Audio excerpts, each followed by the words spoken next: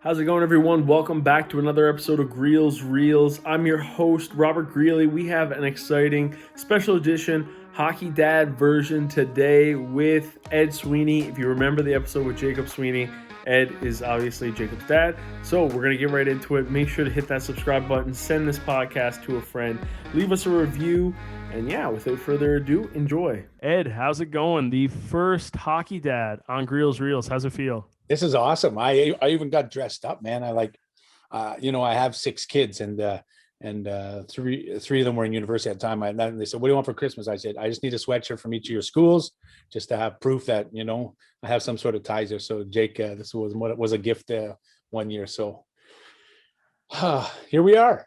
Yeah, I mean, isn't that the Instagram handle too? Dad of six kids or something like that? Yeah, Sweeney Dad Six or Yeah. something like that. I didn't even know what Instagram was back in the time. I kept calling it Instant Chat and Snapgram, and my kids would make fun of me and tell me to banish me back to my Facebook page.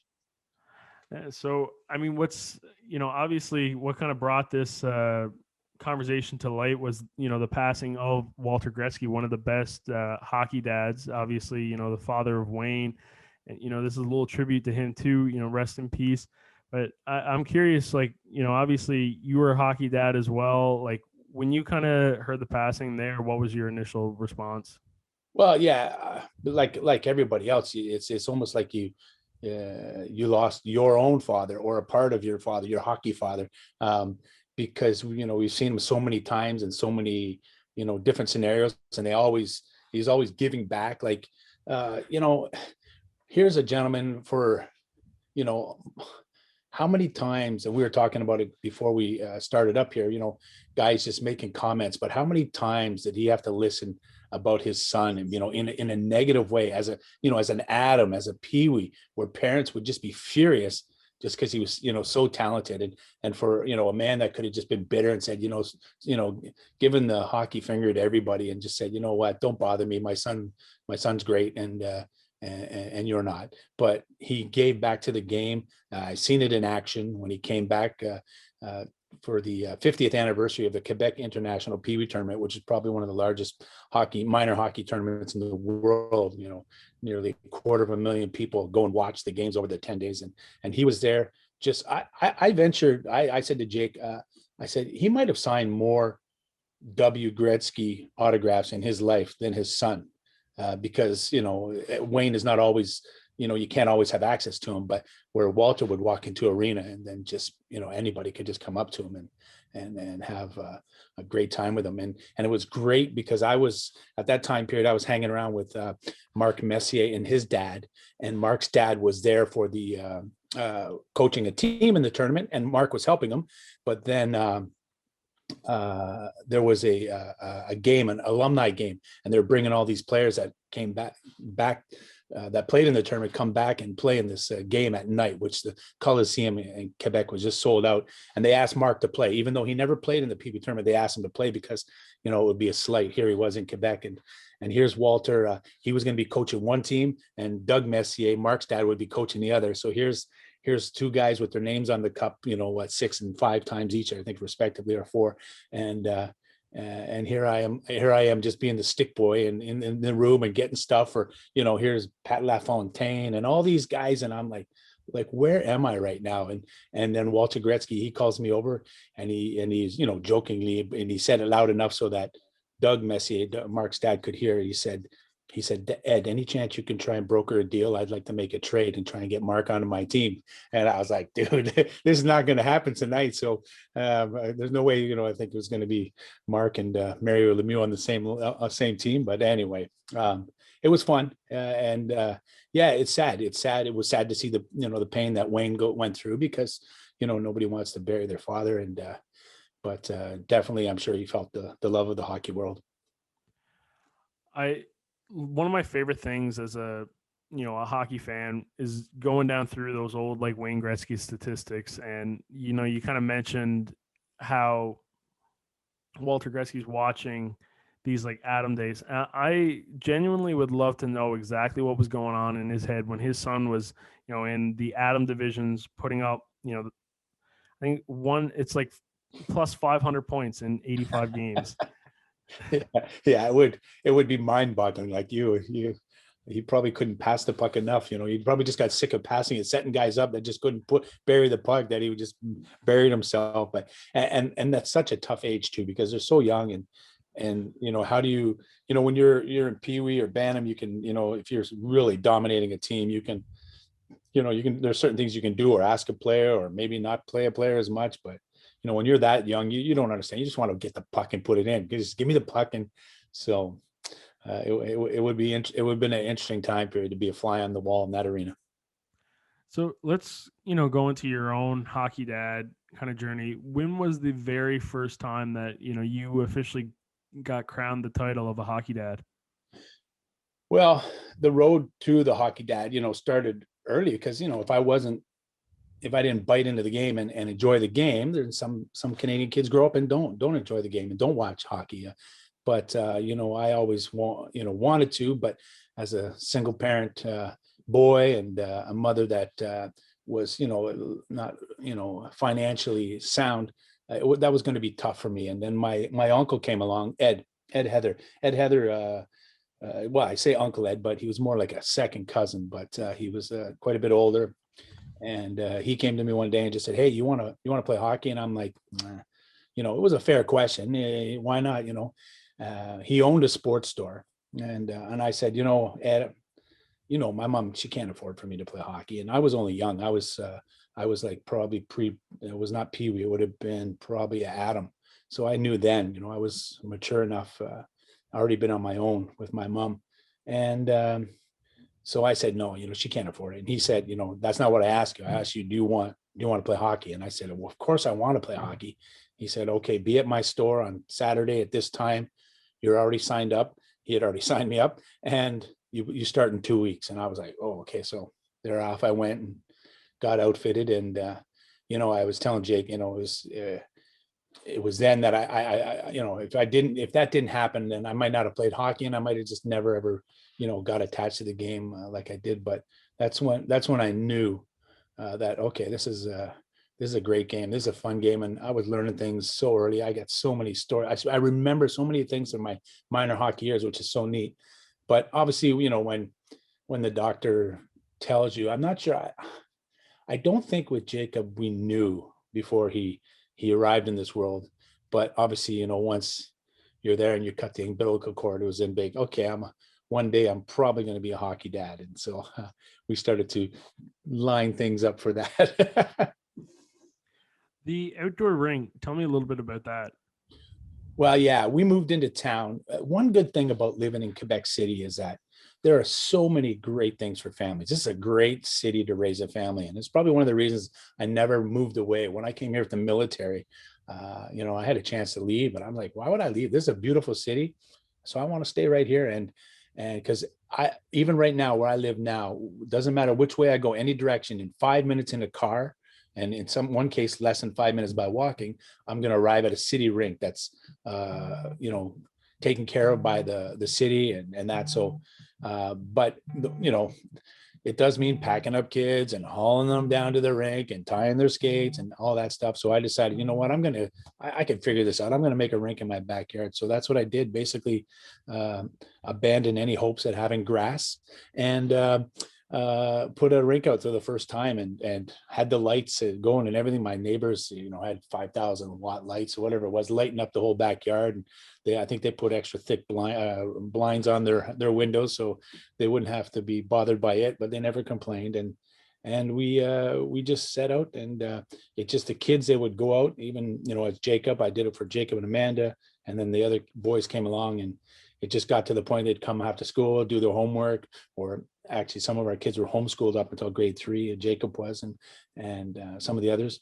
But they would go out, and after their homework, and they get called in for supper. It would be neat. And I wish I never took the opportunity. I never thought about it. I would have now, with my photo mind that I do now, taking photos. I wish I would have taken a picture from underneath our table, our kitchen table, our big long kitchen table, because people would have just seen, all kids sitting around, and they're all wearing skates with skate guards on, having supper, because they didn't want to take their skates off, because as soon as they were done supper, they're going back out in the rink. So it was good. It was fun. And I got to play some time out there with them. And I wouldn't, I wouldn't give up all those cold days out there trying to flood the rink at night for anything.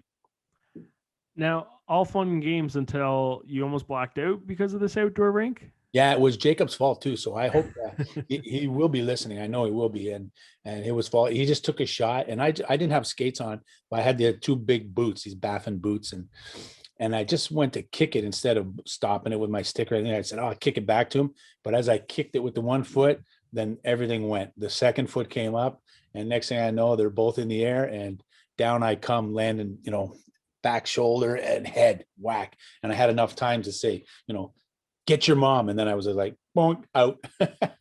And by the time my wife got there, he went there and saying, Dad's hurt. And she was basically, oh, he's faking. Don't worry. He's faking. He's all right. He's all right.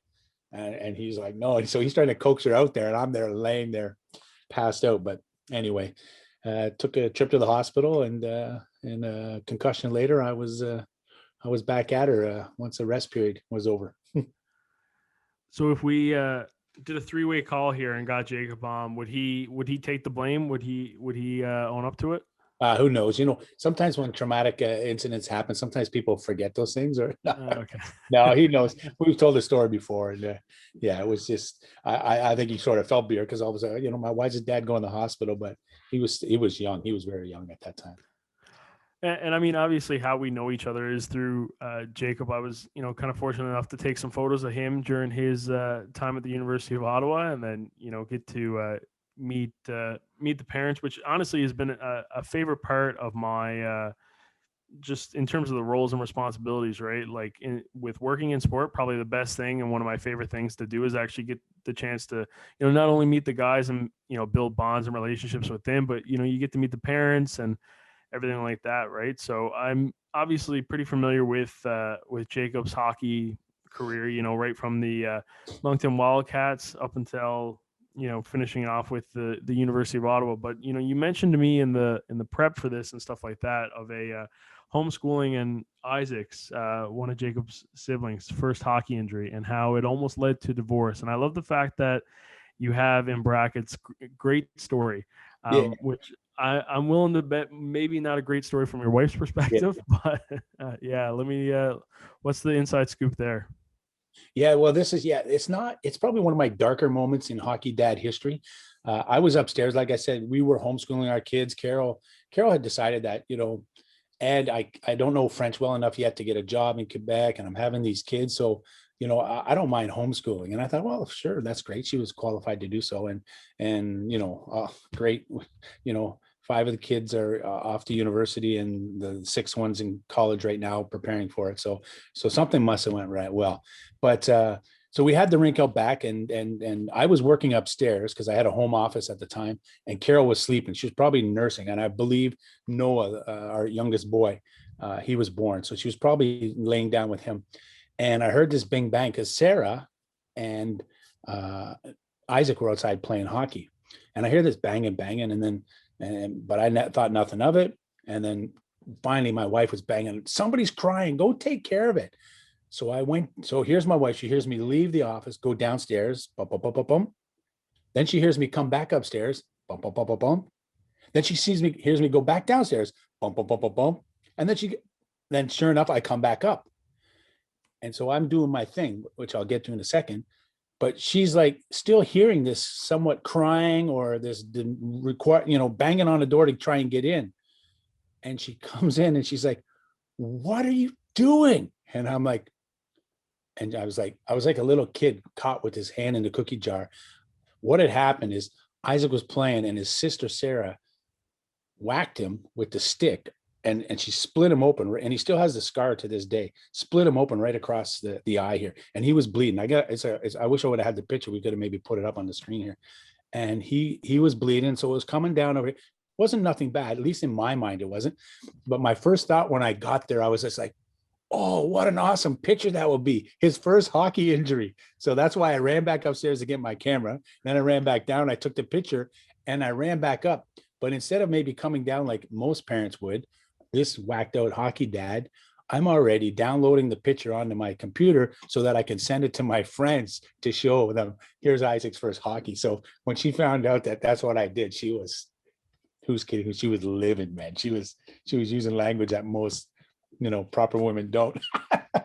But anyway, we survived it. Well, I mean, I guess I'm always a fan of the photo and having the memory too. So I guess if Isaac came out of it, no harm, no foul. I guess And it makes for a great story, right? he hopes anyway. Now, we kind of mentioned with Wayne and Walter, and it's like you're watching your kid go through the ranks of minor hockey, and it's like, oh, like, will they make it to the NHL? Probably not. Like, what kind of career path is gonna really happen? Talk to me through the whole like early days of just like minor hockey, because I know you coached Jake for a little Yeah. bit there too. Yeah, I coached him. I got involved early, and it was sort of selfish in the early days. I played hockey. I even played. I always say I was a professional hockey player. People go, well, we don't remember you. I say, well, yeah, but I was playing when I was in the military. I was playing for the regimental team, and we would play at 1 and 3 in the afternoon when you're normally supposed to be at work. So I said, well, I'm at work and I'm getting paid to play hockey, which was, it was the inter-regiment competition. So I said, I'm a professional hockey player. And I told the guys that, and they're like, hey, we never thought about that before. So, and I came here. And so Jacob's French had not gotten, to a state where he was prepared to, be out there. And so I did suggest, they're looking for volunteers in those days. And I said, yeah, sure, I can help coach. And it was sort of, keep close to him, make sure he understood everything, because some of the drills, and he learned early, if you don't understand anything, just don't get at the first of the line. Get about 10 back or 6 back, and watch what everybody else is doing and try and mimic it. And so he faked his way through it. And then one day, the French just came and he was off and running. But yeah, it was fun. It was a lot of tying up skates back then. The young kids 5:30 getting up for a 6 o'clock practice or 6:30 practice, but there's a lot of great memories coaching at that early age. Now, what are your thoughts in the sense of, coaching your own kid? Because that's been a debate in just kind of the hockey ranks the whole time, right? The pros and benefits. Some people say like, oh, like it's good for, maybe the kid to hear a different voice and get disciplined from like somebody else. Others, there's, you kind of see the advantage with the familiarity there. Obviously, there was another additional X factor with like the language barriers as well for Jake at a young age. But yeah, like, what are your thoughts as a whole? Do you think that maybe, reflecting on it, you either held Jacob back during that time, or it was, something that kind of worked for you and your family? Yeah, I think for Jake and I, it sort of worked for us. Jake, he's always been a good athlete. So, but we never had a team where it was like, okay, well, Jake, you're going to get all this ice time, and it was the early age. It was development hockey. So for me, I stopped. Yeah, I didn't go past Atom or whatever. I was glad to just let somebody else play. And I think the minors. It was a time period when the minor hockey associations here in Quebec started bringing in external coaches, just because there was just so many issues. I'll tell you, this story where it wasn't even Jacob, it was Noah's team. They had a great idea. What they would do is they would have, because even though there were parents going to be coaching still, it was Noah's age, they had a global camp, and they had say 60, 70 players, and or whatever, however many players it was going to be. And they're going to make 3 teams or 4 teams or whatever. So what they basically did is had some outside evaluators come in, and they would rank the kids, and eventually they just ranked them from 1 to whatever number, say 1 to 60, just for that sake. And then all the 3 coaches had those numbers. Okay. So everybody had, the information in front of them, and say, this is where the evaluators are, for our coach, he took it and said, okay, they've done their homework. I've done my homework. And, I know some of these kids, I know where they rank. So he started picking a player, this player, that player. Well, one of the coaches was a dad, and his buddy was the other coach, and they both had sons in the team, and they just started picking, but they weren't using this data that was provided for them. So they were picking, guys that, oh, that my buddy's son, we're going to take him. Well, he might be like, we're in like the, first or second round of this minor hockey draft, and they're picking kids, 45, 60, 59 on the list.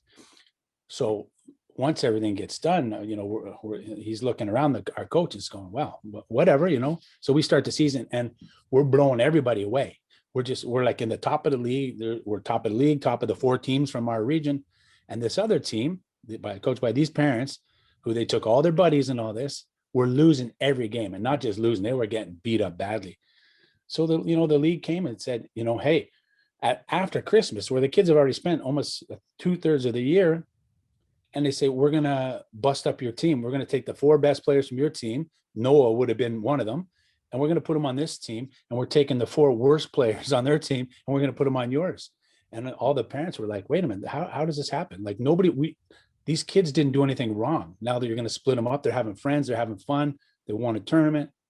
And because this guy didn't use the information you had, you're going to penalize these kids. So, and what message, sure, that's great. These 4 kids are going to go there like rock stars and be the best kids on their team. And these 4 other kids come on our team. What are they going to be like? How are they going to maintain? They said this message. So the parents got together and said, we're not doing it. The kids, we're not going to do this. We're not going to disband this. And so the league said to the coaches, said, if you don't do it, there's going to be sanctions. And you won't be able to play there'll be no playoffs for you guys this year. He said, okay, we're willing to accept that. And the guy from the league said, well, that's not acceptable. You have to send your players. He said, no, you just said, if we don't accept it, we're going to accept the sanctions. Our parents have already voted. They want me to tell you as the sanctions, we're willing to accept that. We understand that. And man, we had the greatest, we didn't win the trophy because we didn't play, but we had a great time, and those kids stayed together. And so, that's why when in minor hockey, when you have parents coaching, sometimes it can go wrong. And I've seen the ugly side of it too. So, and that's never fun, and you don't wish for that. So, and sometimes, you have to, you go there and you realize, mom dropped them off and mom picked them up, but there might not be a parent in the scenario. So you end up, sometimes taking a kid under your wing, and you have to deal with that too sometimes, and, make sure you're willing to give rides and stuff like that. So it's one thing sometimes you're being a hockey dad to your own self, but sometimes you get pigeonholed into, and rightfully so, into being a hockey dad for maybe somebody else, or a hockey mom, another hockey parent, Yeah, well, there's so many different elements. How are you like relaying this information to Noah at the time? Because I'm sure he's, this is probably a little bit over his head, where he's just like, man, I want to go out and score a couple goals. Yeah. No, it's weird, because if you ask Jake, if you say, who's the smartest Sweeney kid, he would probably say Noah. He's always been intelligent. He caught things quick, and he just is. But he knew he might have to leave all his friends, because it wasn't just those 4 guys. Yeah, she's going to be with those guys, but all the guys that he had been with before, and been, gelling with and coming together. So yeah, I look back, I don't remember, there was nobody crying, or no kids crying, or, pissing and moaning that they didn't get to play in the championships or the series or whatever. It was like, whatever, we'll see how we'll play the season out, and we'll have some scrimmage games after, which is what we did. And it was okay. So I think he sort of understood, and was glad that he didn't have to go and, tear up a team. And so in this early stages, you shared a great story of the hockey dad sniper. I'll let you reiterate that and hype yourself up even more. Yeah, this is I'm gonna pump my tires up, and I wish if we could call in somebody. What is it? What's that show called? A Millionaire or whatever? Who Wants to Be a Millionaire? And I'd do a call in or something. I'd call this guy up just to verify my story, because I wouldn't believe it myself if one, I didn't experience it, or if if somebody was telling me. But I showed up really early, and it was another dad's time to tie up skates. So I say, I put my skates on early, and I went out. The ice was, it was about 6 o'clock, and I, threw the pucks on the ice, and then I lined up all the water bottles on top of the bench, on the boards, and I just skated around a little bit. But I thought the arena was empty. Like I just, I never saw anybody. I really didn't look up, but so I just skated down. And then is that the truth? Come on now. Like you probably, that you thought that nobody was in the rink. I don't mean to cut you off, but were you, I'm just saying, maybe subconsciously you noticed that your buddy was up in the stands, and you're like, I'm gonna put on a show to really validate this. No, to tell you the truth, Mark Valois, he's the one who could verify the story. And like I say, because I'm not that good. There's no way. Like this was shit luck, and there's no way that I could have said, "Oh, there he is. I'm going to do this." So anyway, so I grabbed the puck, like I say, not realizing anything. And I said, "Oh, look at those water bottles. They're all lined up like targets." So I took one. Boom! I hit the first water bottle. I'm like, "Wow, that was shit luck." So I grabbed the other one, and I shot it. Boom! I hit the second one. Anyway, I take the first 4 shots, and all the water bottles go down. Some exploding because water, it's just a plastic bottle. And then I took the last shot and I hit it, and I was like sort of flabbergasted. But just as I hit the fifth one, or the last one, whether it was 5 or 6, I'm not sure, but I think it was 5. Jeez, I'm not that good for 6 times. And and and all I hear was "tab down that," the French swear word for something else. And then that's when I looked up and I saw this gentleman. His name's Marc Valois. His son Guillaume played minor hockey with Jacob all the way along, and he was like, just I wouldn't believe it if I didn't see it with my own eyes. So, and I was like, man, I was so thankful in I was like, damn, I'm so glad somebody witnessed this, because there's no way anybody would believe me that this happened. And I tell you, if you grew up with us and you played hockey in that cohort of kids, everybody would know that story, because Marc Valois, every time we got to a tournament, he would say, did I ever tell you the time? And then people, yeah. Sweeney shot 5 water bottles off. Yeah. We don't know how much he paid you to say that story, but anyway, so that was my claim to fame. I could never hit the net 5 times during the game if I had 100 shots. The second part of that story is there's a bunch of kids halfway through practice absolutely gassed because they didn't have any water to drink. That's right. It's like dehydration, keto. Hydrate. Now, a lot of memories and a lot of stories. And one of the stories that I found, pretty comical is that, Jake decided to give you a helping hand with, the array of stress that comes with, the confrontations in some minor hockey days. Yeah, this was because we got up to midget espoir, and for those that maybe don't understand what midget espoir is, it's basically minor midget, I guess. It's first year midget, only 15-year-olds, so you don't have second or third year players playing. That's a league, and that's actually the first year. That's the year that the Q can actually come down and draft in. I'm not sure about it now, but back then that's what it was. So that's your draft year, actually. So yeah, things do get heated. And in where we're from, Quebec, we had 2 teams. We had the Cyclones and I forget the other team. I don't even remember. Cyclones. Anyway, we played for one and the other team, and the guys knew each other. They all grew up playing hockey together, just got split up on the 2 teams. And we were playing one game, and it was getting heated. It was getting heated between 2 players. I remember his name. He played for Rimouski. His son played for Rimouski. And he was getting heated with somebody from the other team all throughout the game, back and forth. It was getting some personal comments and stuff. And the game was over. And then I looked, and I'm like, uh-oh, because I could see this guy coming at a speed that's a little bit faster than just normal walking speed. And then I felt this guy go by behind me, and I'm like, uh-oh, here we go. So these guys are going to go for each other. They're going to be basically it's coming to a head. We're going to fight here. And so they started getting at it, pushing and shoving. So I got there just in time to grab the one father and try and pull him off, and like a hockey referee was sort of would. And I thought I was alone. So, and he's a big guy. So we were rolling, and then all of a sudden I felt another hand come in and sort of separate the other guy from us. And we were sort of back to back. So I didn't know who it was. And then I was like, and I look over, I'm like, Jake. So here it was, my son had come out of the dressing room, looked up, saw that I was like in the midst of trying to break up this fight. And he said, yeah, I figured you might need a hand. So once he joined it, I think to calm the parents down, it was just like, okay, here's the kids involved now, so nobody better get hurt. But here was these 2 friends, 2 friends that just, it was just a game, and these guys just got heated right to the max. But I've seen that several times in arenas, and when it pops its head up, it's really ugly. It's not, and a lot of times, I've made comments, when guys are going crazy, I'll just take them aside. I say, your son's watching you do this. Your son is, you're putting on this display, and while you're doing this, your son's over there. He's embarrassed. He's embarrassed right now. And, normally that like just slaps him in the face, and you don't have to hit the guy or slap him up. But, and because at the end of the day, it's just a game. Mm-hmm. Jacob and I. Oh, sorry.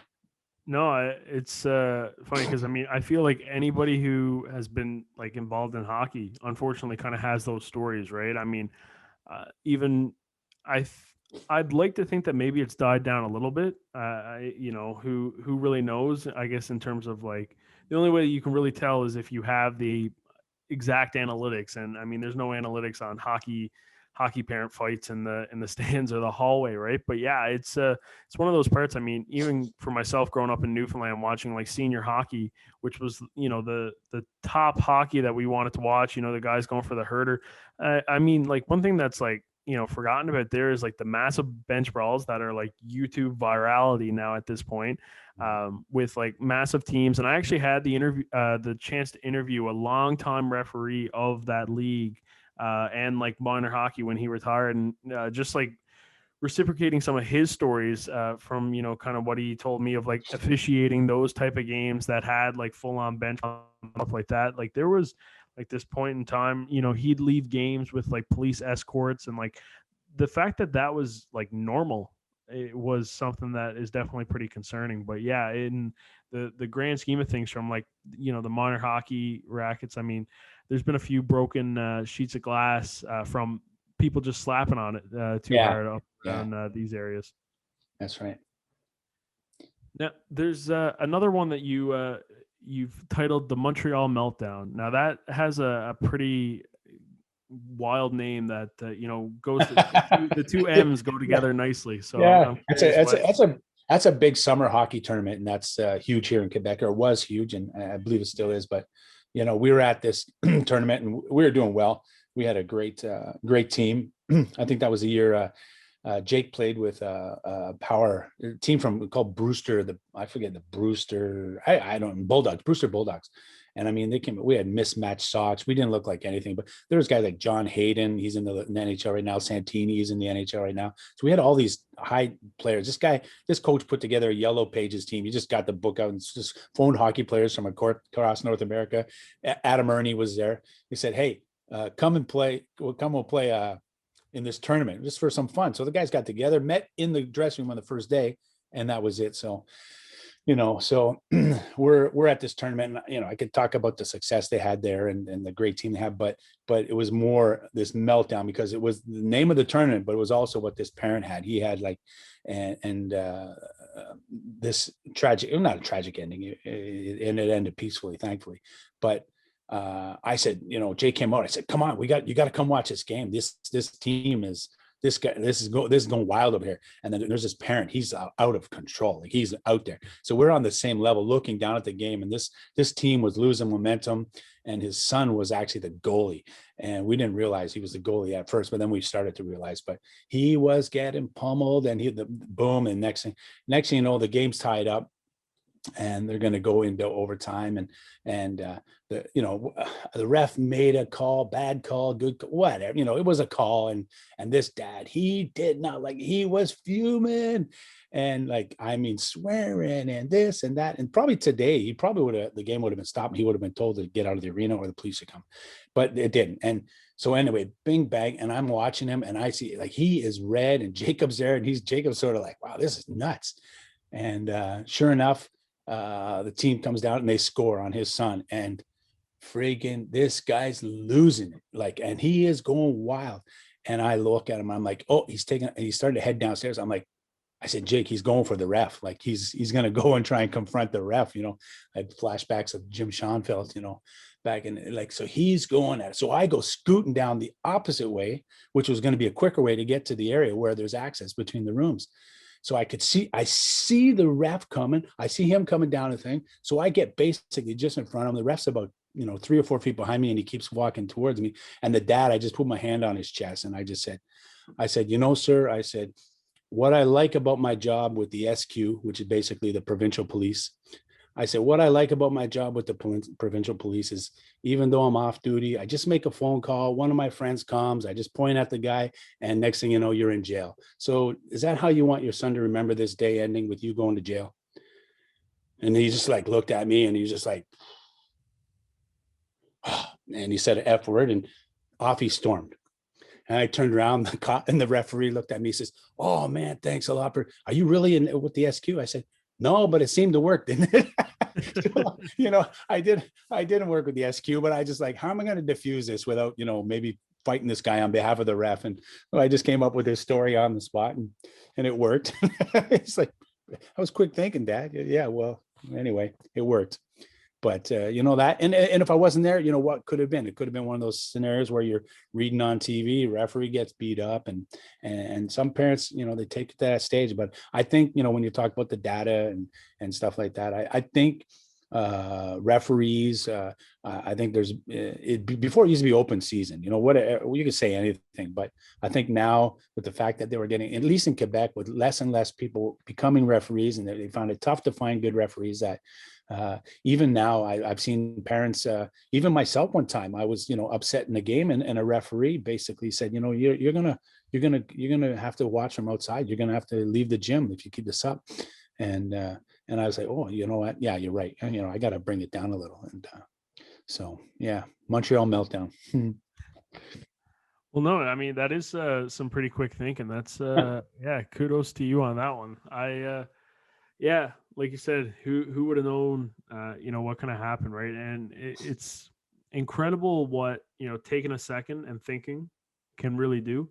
Yeah. All it took was, you kind of stopping and, reiterating kind of like your fake job title to him. And within that 15-20 seconds of just, some critical thinking, I guess, it's Yeah. just like, oh, hey, I am probably about to make a mistake here. Yeah. Yeah. And that's, he might have thought about going home or whatever. Maybe when, you think about, geez, sometimes you think about down the road, oh, geez, was I an idiot in that situation? And hopefully he would have reflected back on it, if not right after, down the road anyway. Mhm. So now, one thing that's interesting, you kind of mentioned the name before, Mark Messier. So, creating a relationship, and, obviously hockey takes you in a bunch of, crazy places. I mean, even for myself, I'm somebody who was a goaltender in minor hockey who had a 12 goals against average, but somehow I've been all across Canada and even into Germany with, where the sport of hockey has taken me. So, yeah, I'm curious, like, how in the world did that all transpire? Yeah, it was just, because we became volunteers with the Pee Wee tournament. I would take care of teams while they were here. So in 10 days they'd come here, and they knew that I was going to set up the tour of the city and visiting and snow park and making sure they got to and from their games. And then we'd host the kids in our house 2 by 2. So basically it was all my friends would volunteer for the 10 days to take 2 boys into their homes. And then we used to always take teams from the Toronto region, but then one year the New York Rangers guy who was taking care of it for them, for the team, said, hey, we got our Pee Wee team that comes up there. Would you take care of our team for us this year and then going forward? And I said, yeah, sure. So I got to meet some great parents. And that's one good thing about, being involved in minor hockey and this tournament, is I just met so many great parents over my time, and met some great kids, some kids that have gone on to play in the NHL. I think there's about 7 or 8 still playing in the NHL right now. But one of the key things was, the couple of years in, is Doug Messier was the coach of the team. So he was coaching his grandson, one of the Mark's sisters, boys. And so I got to meet Doug, and it was interesting because it was his first year there. He never, I'd been with the Rangers 4 years prior, and we would always make it culture and hockey. And the first year Doug came, it was all about hockey. You want to play hockey. When they weren't playing hockey, you want to play hockey. So get me new games, get me more ice time. And so at the end of it, I just said, you know what? This has not been a fun week for me. So I explained to Doug, I said, Doug, this is not what I signed on for. And he's like, what do you mean? I said, well, Doug, these kids just came here and they're going to leave here not champions, because they're not going to win. They can't win the tournament where they're standing right now. And they've experienced basically little of Quebec and the cultural side of the tournament. And he's like, boom. So, and I said, so, I was basically, saying that I'm probably not going to continue on if that's the way you want to run. And that's fine. You can do that. That's fine. But he said, you know what, you're right. And so we made a change, and it was really neat. The following years, it continued on, that he understood that, yeah, right. These guys got to go to the Cabana Cirque. They got to go snowboarding. You know what? If we don't win the tournament, we had a great time. And, so then the one year Mark came along with him to help coach, because another son came, and a nephew came. And sure enough, I got to watch him and the dad. So here's a hockey dad and his son that were at the biggest level. And, whenever you saw at Stanley Cup celebration, you see Doug on the ice. If you go back and look at some of those old Edmonton championship teams in the locker room afterwards. But it was really neat. And it was one time Doug, he's not a screamer by nature or anything, but he was getting really upset. And it was more because the Colisée was so jam-packed with people. He's trying to scream out line changes or strategies or whatever. And I'm on the bench and I hear Mark, Dad, and Doug screaming away at some kids, but he wasn't, craziness screaming. He said, Dad, Dad, you're screaming. You're not coaching, you're screaming. And so anyway, I was just like, it's a neat thing to live by. Yeah. If you, and I said, and Mark just said, if you got to scream to get guys at this level to do what you need to do, he said, you might want to rethink your coaching style. And I thought, well, okay, that's kind of interesting. So I'm sure he's had some screamers along the way though, but one thing, going back as a hockey dad and looking at it is what I didn't realize for Mark. And I thought it was kind of weird the first year. I'm like, man, oh man. I said, his sister is always calling him like maybe 6-7 times a day. And I was just like, and then I just I was driving them around and we were going from one place to another. And then the phone rang again. And I was just like, man, that's going to be his sister again. But this time when I listened, I was like, wow. I listened with a different set of, pair of ears. And I said, this is about the 7th or 8th time she's called today. And he answers the phone like he hasn't talked to her in 4 or 5 months. You know what I mean? It was just like, hey, Mary Kay, how you doing? And I was just like, dude, like you just talked to her 10 minutes ago, maybe. And, but that was it for him. For him and Mark, it was all about family. And, his brother played hockey as well, went to Europe. But the whole family was involved in the Messier name and they worked together and they did, the sponsorship. And he didn't have an agent for most of his career. His dad did most of the contracts and stuff like that. So it was all about family and all that. And that's when I realized it. So we had a lot of fun together, which culminated one day in probably my all-time hockey dad, hockey family, hockey parent moment is when we had a party during the Pee Wee tournament at a pub St. Alexander on Rue Saint Jean in Old Quebec. And I'll sort of set this up. The snow was like lightly falling on the city.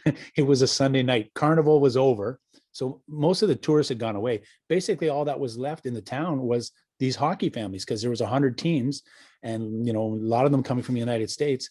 And there were a ton of them were at the pubs because their kids were billeted somewhere. And it wasn't just our team, the Ranger parents, hockey parents. There was parents from Carolina, from Detroit, from, Quebec, but from Toronto, all over the place. And I remember the night very well. Claude Lemieux was there and Mark was there with his thing. And my buddy was with the band and he came from Kingston, a great artist, Trevor Walsh, in the Trevor Walsh group. And he was playing. And, he was getting tired and I could tell the evening's going to come to an end. Here's about, 1:32. He still got a 6-hour ride to go to Kingston. So I'm on stage with him because I do a little bit of performing with myself sometime and we're whatever. All throughout the night, we've had hockey teams come up, the Battle of the Hockey Moms, and they'd go up and sing with them. And, Summer of '69, whatever it's going to be, I would get involved. I was animating the night for him basically. And so I remember we're on stage and I don't know if it was American Pie, whatever the song, but a guy comes up and I had already announced that this was going to be the last song. And the guy comes up and he's like panting and he's like, you can't leave. And I said, hey buddy, he's got to go. It says, he's played for 4 hours now and he's got a 6-hour drive. He's got to go. He says, no, you don't understand. I said, buddy, he's got to drive to Kingston. He said, no, you don't understand. The Stanley Cup is on its way. I said, what? Now the whole bar, I look over the bar. It was just like, like when the needle scratches on and then one of those old music, movies. And I was just like, and I looked at Trevor. He was like, he's stumbling through playing his guitar. And he goes, is he for real? And I said, I said, are you for real? He said, yeah. Well, I think it was the year the Carolina Hurricanes had won the Stanley Cup. So when their Pee Wee team came up here, they put in a request to bring the cup for an appearance at the Pee Wee tournament so they could, show it off to everybody along with. So somebody walked by a hotel room at I think it was the Delta or the Hilton. and they saw, oh, here's the cup handler.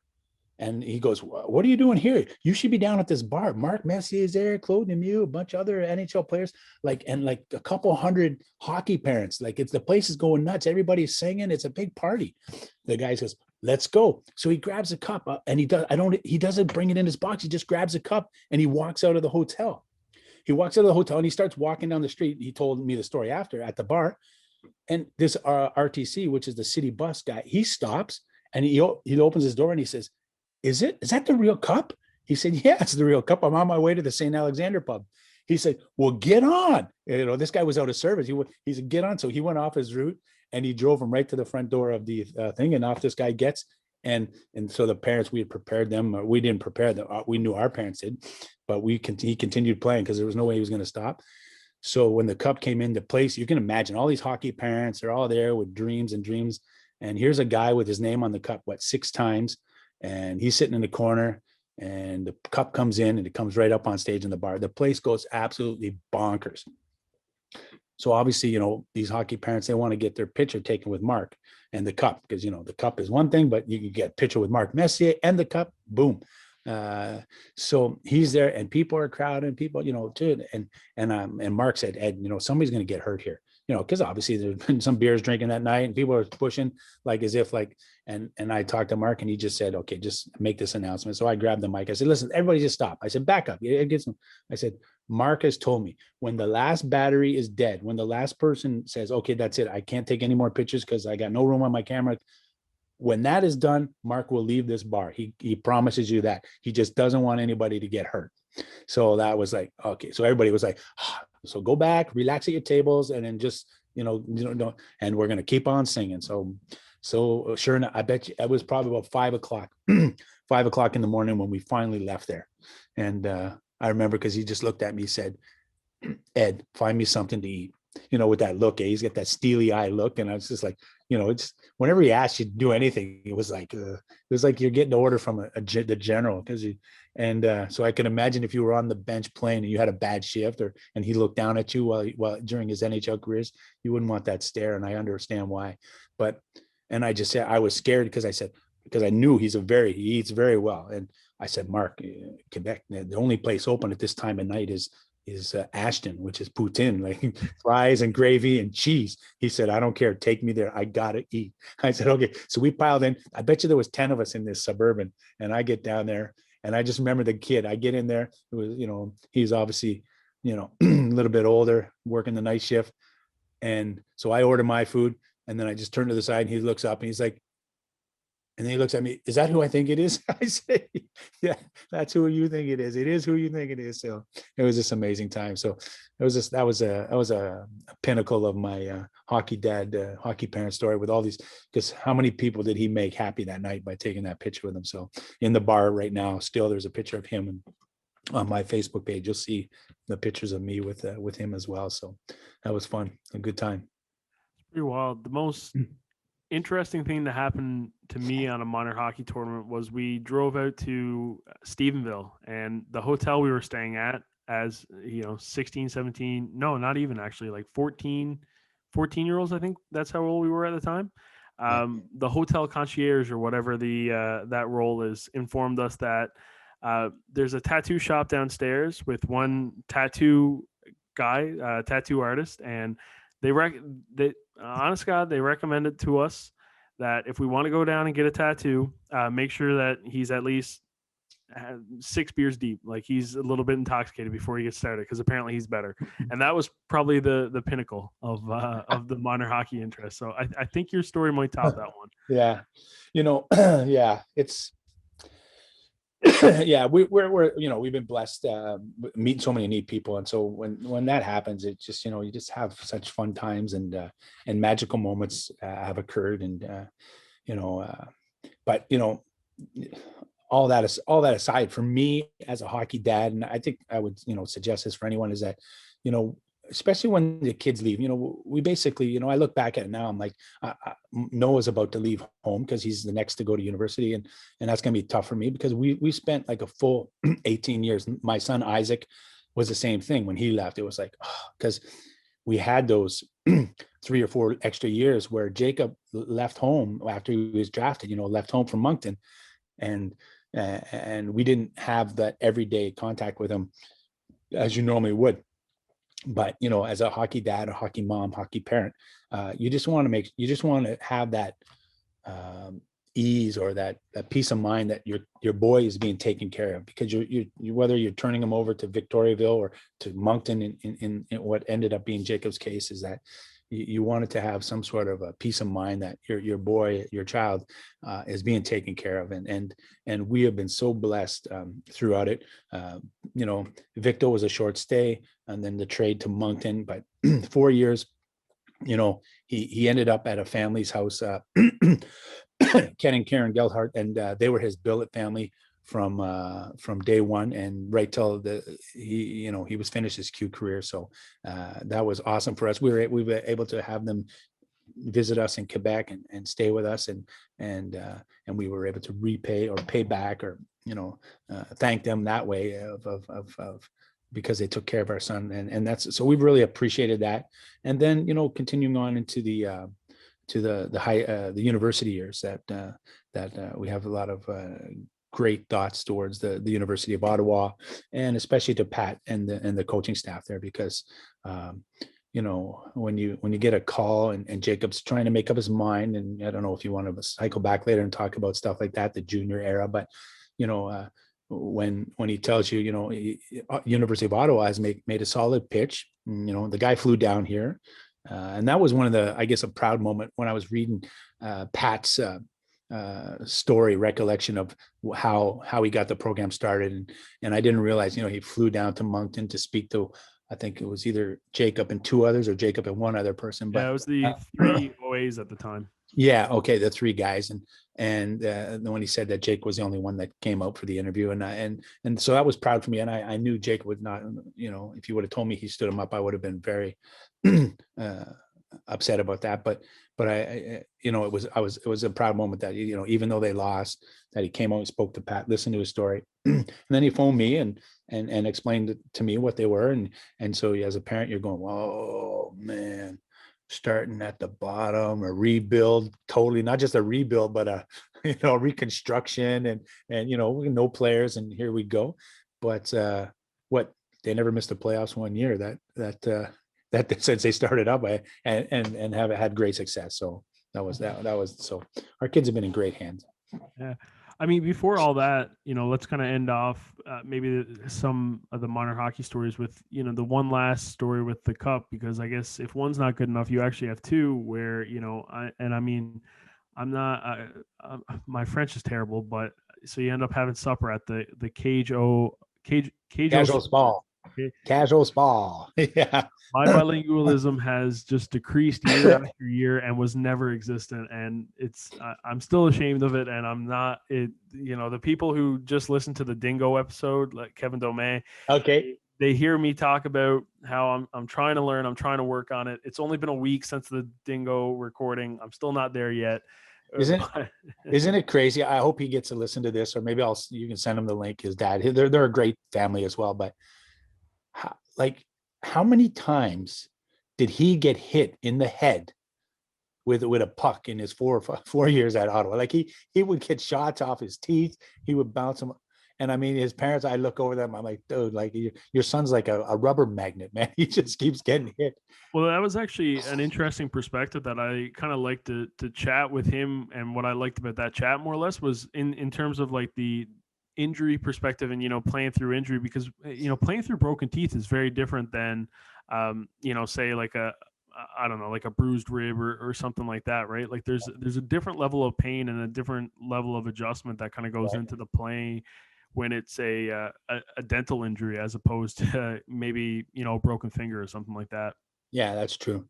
So, but yeah, they were great. And it was great. And that's what's neat about, as you're going along and you meet parents and once you get to that level, the university level and junior level to a certain degree as well, as when you're talking with parents and that, all along the way, they've probably had those same experiences and they've had that same thing. And when you get to the university level now, teams are basically offered, kids that are at their highest, at their elite level, at their last level. So at junior level, junior AAA, whatever in Ontario. So, they've taken that same path as you. And Mr. Hanlon and his wife oh man.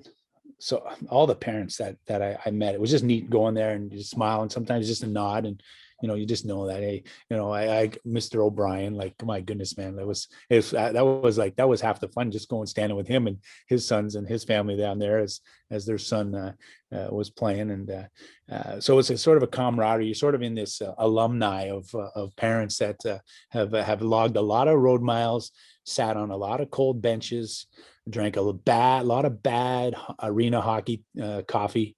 And, as time went by, instead of going to the rink for an hour and 10 minutes, it ends, a midget game is like 4 hours. You're there hour before and 2 hour game and 1 hour after. So that's a big commitment. And those parents, kudos to them. They did it too. And why do you do it? It's, you love your kids, and, and you're giving them all that opportunity. So, it's, and when I look back now, there's these like flashing moments, like, wow, that was a magical moment. Like, and I just lived that and because it was hockey, when Jake started midget espoir. So that's the year, you're supposed to go into the draft year for the Q. And the Q, I'm telling you, the Q, you may have your, say about anything, you can criticize all leagues or whatever, but the Q, they do it just like the NHL. It's all the teams are on the floor, the tables, there's hustle, there's bustle, there's a big board at the front, and you're called up, first round draft picks. You're up there on stage, you're taking off a jacket, putting on a shirt, having an interview. They really, really, they treat you. It's just like a glorious day. But the year Jacob was going into his midget espoir year, he announced to me that it was going to be his last year.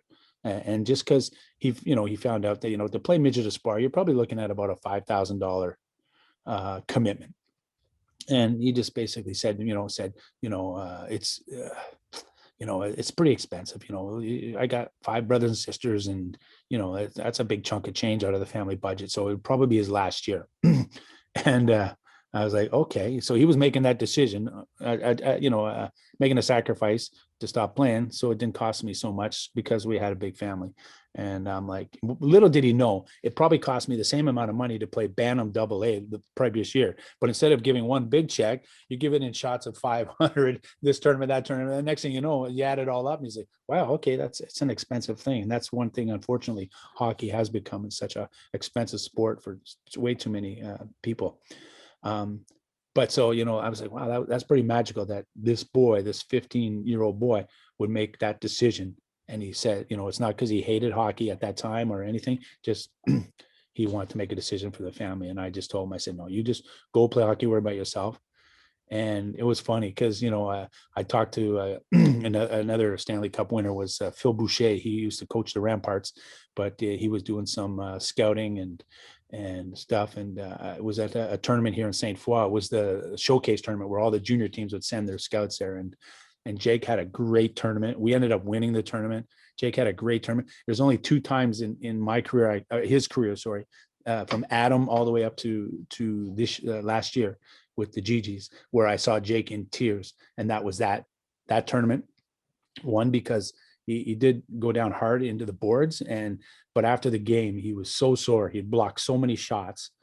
He was just in pain. It was not tears of happiness for winning the tournament. He was just in tears. He was just exhausted.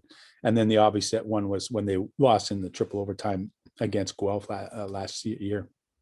But he had such a great tournament. And Philip Boucher came over to me and said, I know you told me about your son wanting to quit hockey, but he really should stick to it, because he's opened some eyes. And sure enough, here it was a kid that was, prior to the draft, he was ranked to go about 27th overall, and he ended up slipping into the 15th spot of the draft. So it's kind of neat. So and here he was, willing to quit hockey at the beginning of that year to being selected in the first round of the Q draft. So I mean, we'll cycle back though. The dinner with the cup. Let's hear that. I didn't tell you the story. It was a great one. Didn't everybody laugh? No. Oh, you're right. This is another Pee Wee hockey tournament story. This gentleman came up. His name is Santini, Steve Santini. It's Steven Santini is his son who plays in the NHL right now. He was here. He was one of the coaches with the Rangers, or he might not have been coaching. He might have just been a parent. He was a coach back in his hometown, but his son Steven was staying with me for the 2 weeks, or for the 10 days. And I said, let's go. We'll go for chicken. We'll go to Saint Hubert. It's a rotisserie. It's great chicken, yada, yada, yada. So we go there and we're about 12 people. And I asked for a table, but she's not ready for 12. So she's like, can you give me about 5-10 minutes? I said, yeah, sure. No problem. So we're waiting and the girl leaves. And then Steve gets a phone call and he looks down. Now, Steve he owns his own rink. He owns the Brewster rink, in double rink in Brewster, New York. But he also is an official for the NHL, and he's at the penalty box at the Gardens. And so he gets a phone call and he looks down and he just shows it to me. And on his phone, it just says the Cup. And I'm like, what's the Cup? And he's talking. He's like, yeah, I think so. Yeah. No. Oh yeah, you're in Quebec. Okay, hang on. And then he just says, Ed, it's my buddy. He's one of the handlers for the Cup. He's in town. Do you want to go to Casual Spa? And we'll have supper with the Cup. He'll bring the cup and he'll open it up and sit it on the table and we'll eat with the Cup. I'm like, yeah. So I'm like, this is surreal. Anyway, whatever. So I'm like, the girl comes back. She goes, okay, monsieur, your table's ready. Just follow me. And I'm like, we're not hungry anymore. So I said, we're not hungry. So we beeline it. So we're like, and my kids are like, what are you doing? We're like, we got our table. Come on. I said, just follow us. Mr. Santini's got a plan. Da, da, da, da, da. So they didn't know it was about to hit them. And I had my 3 boys and my daughter, Sarah, I think at the time. I'm not sure if Amanda was there or not. But so we had hightail. It was basically just across the street at the mall. And sure enough, he shows up. He pops open a thing, puts a black tablecloth on a square table, puts the cup there, and then we're just sitting there like eating as if the cup's the head of the table, like it should be, I guess. And people coming by, they can't believe, is this a real? They want to, like, so many people pass by thinking that it's a fake. And I'm like, man, I was phoning my friends, like other hockey dads. I said, get down here, bring your son. And people were like, you're so full of shit, Sweeney. And I'm like, I said, seriously, I said, if you get down here and the cup's not here, I will buy you supper. And only one parent showed up, only one parent with his kid. And once the guy saw the pictures, parents saw the picture, they were like so mad. And I was just like, dude, man, when I call and say the cup's there, you got to believe me on this one. If only FaceTime was a thing, eh? Yeah, that's true. And the one of the guys that did not come, he did not believe me, was that Mark Valois. He was the guy that witnessed my 5 for 5 on the water bottles, and I think that one sort of hurt me a little bit that he didn't believe me. But I think his was more of his son wasn't maybe even home, so he's like, yeah, whatever. Fair enough. Now, getting to the point of Jake's career, and I want to look at that Q draft because all this like anticipation and like I guess they're trying to harbor expectations and realistic goals for your kids and stuff like that.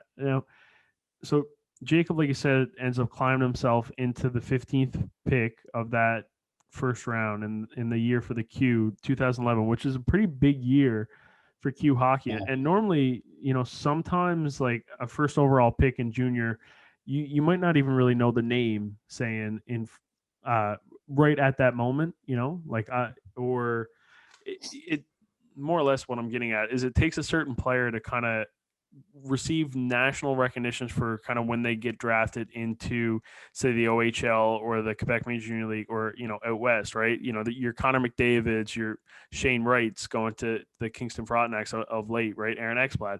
But for this year in the Q, Nathan McKinnon was that guy, right? So, didn't have the exceptional status, I don't believe, but he was causing like a lot of noise. So when you see Nathan McKinnon go, and then 2011, I was about 14, so I can't really recollect kind of the hype that Jonathan Drouin also had. But then also too, in that first round, Zach Fucali, which had a lot of hype and expectation of him as a goaltender. Yeah. To see your son kind of go in that first round and the names there, I'm assuming McKinnon is probably the pinnacle of that hype. What are you thinking as a father? Are you like, oh, okay, like there's something here if we're Jacob can be in that category, I guess. Yeah, well, it was funny. It was funny. It was kind of interesting because, like I say, they really do it so well, and it's so big hype, especially for the first round. The first round, everybody goes on stage, and then they get interviewed. Or in the second and third round, everybody else, you just report to the table for your respective team that you get drafted by. So, um, in the first round, Victoriaville traded up. Chicoutimi had 3 picks, I think it was that year, and they wanted to use one on Jake, but they had taken Simone Debian, and they took somebody else, maybe a Gocha, I can't remember, but they took somebody else before, and they had a pick after Victo, and I think they were saving that one to maybe take Jake or whatever, because I know that the scout came up to me afterwards from Chicoutimi and said they stole our pick, after Jake was picked. But Victoriaville picked, I think, 14th, and they took Tommy. They said, Victoriaville, and the draft, you have to remember, was in Victoriaville, so that makes it even more special. You got a lot of local hometown talent there waiting to find out. And sure enough, they say, Jerome Mezzanero, who's a scout for Colorado right now, says from the midget espoir, and then boom, and he drops Tommy Veilleux. Tommy Veilleux was a draft pick, or a pick of the Nashville Predators. Scrappy kid, farm kid, or from the country in the Beauce. Funny kid. And but it's just because here he come out a first year midget. He wasn't midget AAA, and this kid jumped right into the first round. It's like, whoa! So everybody's like, so that caused a kerfuffle. So he gets up, and first player other than his parents, after his parents, he shakes his Jacob's hand. We're sitting close by each other, and away he goes. And then all of a sudden, I think Victoriaville announced a trade. So they traded to get the next pick as well. So they had 14, and then they traded with another team I don't remember at the time, and they get the 15th pick. And sure enough, and then they say, Victoriaville are proud to select from the midget espoir Saint Foy, the Cyclone de Saint Foy, and then Jacob Sweeney. And I was just like, what just happened? So okay, holy mackerel, I guess I got to go up. And so Jacob, gets up and does a shake, and away he goes. And so it's a very special, and you're already looking, holy mackerel, he just, and when you look at it afterwards, Sam Morin was a big kid. He plays, he just got his first goal. Congratulations to him, playing with Philadelphia. Like you say, it was just a jam-packed year for the Q. And he goes up there, and it was interesting because he did his thing, and I looked down, my phone rang, and my phone starts buzzing away because people are watching on TV, and I could see it was Valois. So the same guy is coming back into this story, this Valois guy, because we became great friends over the years. But and I took the call. I wasn't going to take everybody's. I said, hey, and he said, justice was served, and that was it, eh? And I knew what he meant, and I'll explain a little bit in a second here. And so he goes, as soon as he's done shaking hands with the team, get his jersey, his pictures, he slides off the stage, and then there's the radio or the TV station to interview him. And they said, because what people didn't realize is that year he didn't make the AAA team.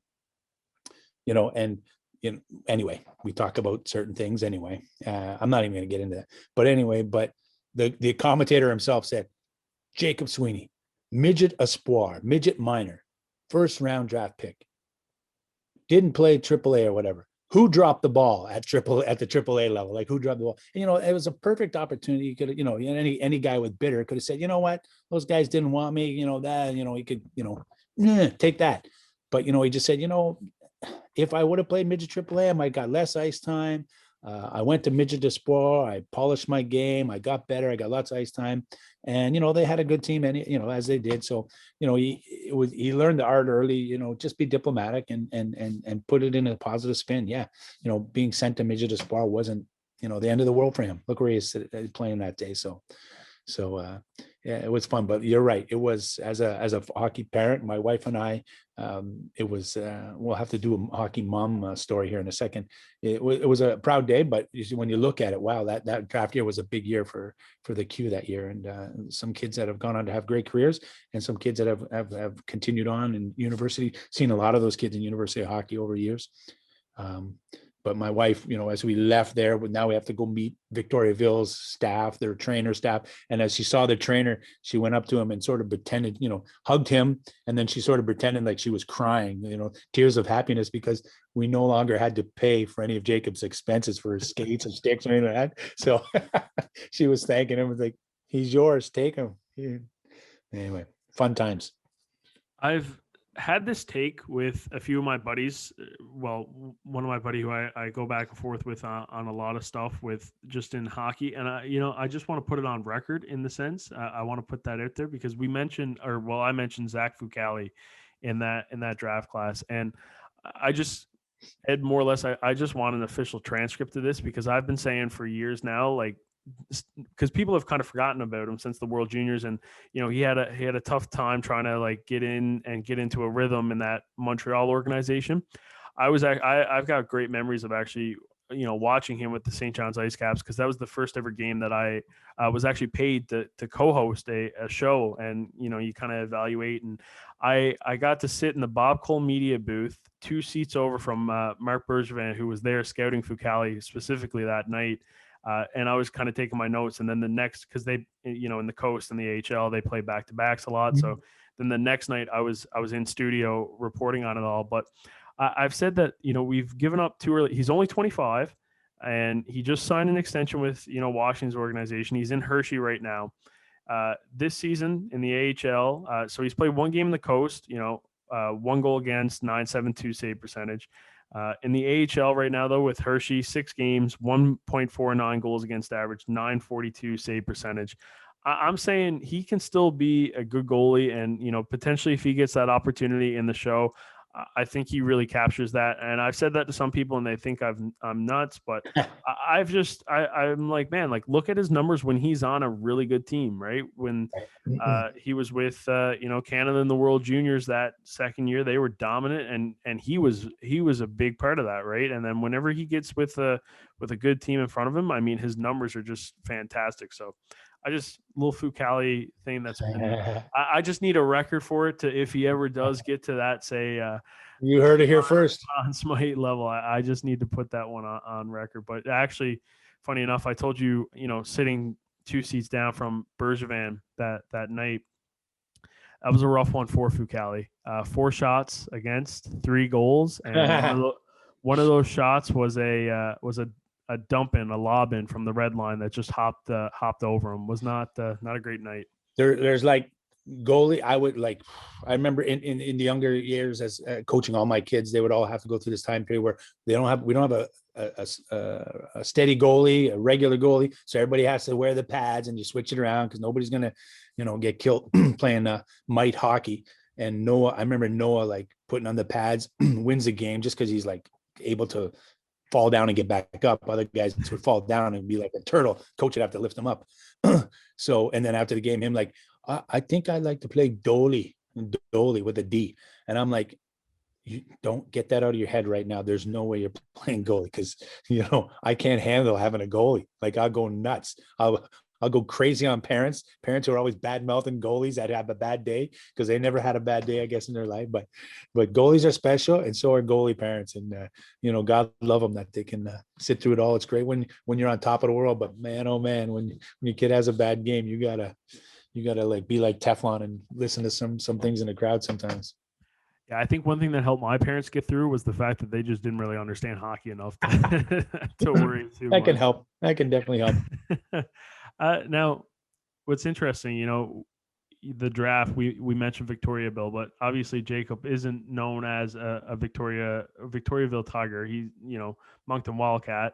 So when he gets traded right away, like what's your initial thought of it as a parent? Because I mean, we see the players' reaction sometimes, or and I've chatted with Sweeney about that transition from Victoriaville to Moncton. But you as a parent, like what are you thinking when you hear that news?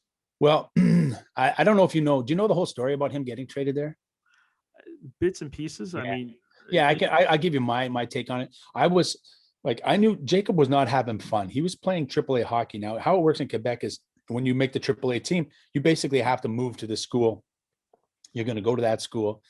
and they can force you to. If you're French, you have to go to that school. Yeah, Where in our Dingo was case, mentioning that last week. because in our case, because Jake went to English school, they couldn't force him to go to that school. But what they said is, if you go to the high school where your dad's working right now, you have to get to practice. You have to make sure you're there at 3:30 every day. Well, the rink was like 5 minutes from our school, so he was there before the team was. He was usually dressed before they were. So they're all hanging out together, and some, you get that clicky mentality and stuff like that. Well, without getting into too much detail, Jake just was not having fun. And he had already been, he had been drafted. He's number in the draft, and so, every game, what guys didn't realize is, here they're going out to play a game. They got their parents in the crowd. Okay. End of the game, they go home. Well, Jake's got his parents, but he's also got 3 other eyes. Victoriaville's got 3 scouts there. One scouting other teams and potential players in the future. And they're also looking at their prospects that they've already drafted. So every game, after talking to him after every game. So, and this guy, his buddies would see that. And all of a sudden, hey, the trainer comes over. Hey, Jake, the guy from Victoriaville sent these to you, $800 pair of skates, midget, and a friggin' $800 pair of skates come dropping into your lap. So, some jealousies happen. But anyway, bottom line is, he wasn't having fun. And I'm like, man, this is not going well. He's not in a good state of mind. And I told him, I said, you're not going to play basketball. At 6'4" at the time, or 6'5", whatever. I said, you can't play basketball. Jake's a great basketball player. And I said, you can't play AA basketball for our high school and play hockey too. You're going to burn out. So I got to a point where I just said, you know what, if you're not having fun playing hockey, go play basketball. So the basketball team was so happy to get this, this guy injected into their lineup. And so I said, go have fun playing basketball. And said, damn, if you're tired, you're tired. And so he did. But he got to a point where he just was not like in hockey, like not to a point. So I phoned him because I knew that things were, not going well, and speaking with his player, his agent, we'll call him an agent. And that he's not doing well. So anyway, there was talk that Moncton wanted to acquire him, and so I phoned him, and I had that in the back of my mind. But Jake phones. As I phone him, I say, "Hey, Jake, you know what? He goes, and he cuts me off, and he said, "Dad, I got my equipment on. I'm on the bus, a city bus, and I'm going to the arena. I'm quitting. I'm quitting hockey today." And I'm like, oh, okay. So as a dad, I scream and yell, all these years we've invested, my hemorrhoids from sitting on those cold benches. You are not going to quit, but you can't say that, you're not going to do that. And it's just like, okay, well, all right, we'll wait till I get there, and we'll get there, or I'll be there. I'll come up to the arena too. So, and what he wanted to do is, he told the coach, and he sat down and he said, hey, this is my plans, and I'm quitting hockey, which, here's a midget AAA coach, first round drafted in the queue, defenseman's about to leave your team. And so he's got a delicate situation he's in. And he's like, oh, and Jake said to him, he said, I just want to come here today to tell you first, and then I'd like permission to go speak to the guys and let them know that I'm not quitting because of anything you guys have done. Okay. Like I want them to know that I'm not doing it because I don't like the coach. I don't want them. He actually really liked this coach. I can't say that all the team did. It's Brian Lizette. I think he's coaching the Caddy Bathurst right now or whatever, but Jake really enjoyed his style. He enjoyed, the discipline, yada, yada, yada. And so the coach really appreciated that was a concern of his. So when I showed up, we all talked again, and Brian, to his credit, said, Jake, look, you're making this decision right now. We got 2 more games left for the midget season. Then we're going to take the 2-week Christmas break. Why don't you take the next 2 games off, take the break, and at the end of the month, if you still got this, you still feel this way, you know what? I'll back you, and we'll have great memories together, that the short time we spent together. And so that was to his credit. He said that, and it was a plan that Jake okayed. And so after about 2.5 weeks, Jake phoned me, and then he just said, Dad, I've been thinking a lot, and Brian's right. I don't want to throw everything I've worked for, hard to work for. I just have to, realign, and it's been good the last couple of weeks. So sure enough, but in the meantime, that message got to Victoriaville, got to Jerome Mezzanero, and Jerome basically wanted to trade because they had Philip Danault that year. They had a power pack team. They were making a run for the President's Cup. And so they wanted to trade, and they wanted to trade for a Tampa Bay defenseman, drafted or signed defenseman, Daniel Milan. And they wanted him, and Moncton said, well, we want, for this guy, you want him, we want Danik Amon, and we want Sweeney. and they wanted a prospect. So, and in Victor's mind, I'm sure Jerome, he said, Sweeney's about to quit hockey. So what do we care? You can have him. So they put him in the deal. And, that's it. Lo and behold, Jake ends up in Moncton, and Victor, I think Daniel Milan might have been healthy scratched a couple games in the playoffs. Yeah, that's how it did. It didn't go over well that time, and then they went out, I think, in the first round. And I still remember I drove Jake to Moncton, got him all set up, and Danny Flynn came in. He said, you remember when we came up and you were in the corner, and Fabian came over and talked to me, started chuckling, or I was laughing. And it was just because it was basically Jake's first practice. And I said, yeah. He said, you want to know what it was? Fabian came up to me and he just said, Danny, we just won the lottery. and he was just happy that, that they had gotten rid of an overage player and they picked up two great prospects. And so they felt it was a good deal. So that story comes full circle, because down the road, Jake starts doing some interviews with some NHL teams. And one of the teams that he was interviewing with was Colorado. And sure enough, so when he goes in the room, and Jake tells me this story, I don't know if he told you it, but he goes in and there's Jerome Mezzanero, the GM of Victo at the time. So Jake says, this is a uncomfortable, big white elephant, 800-pound gorilla in the room.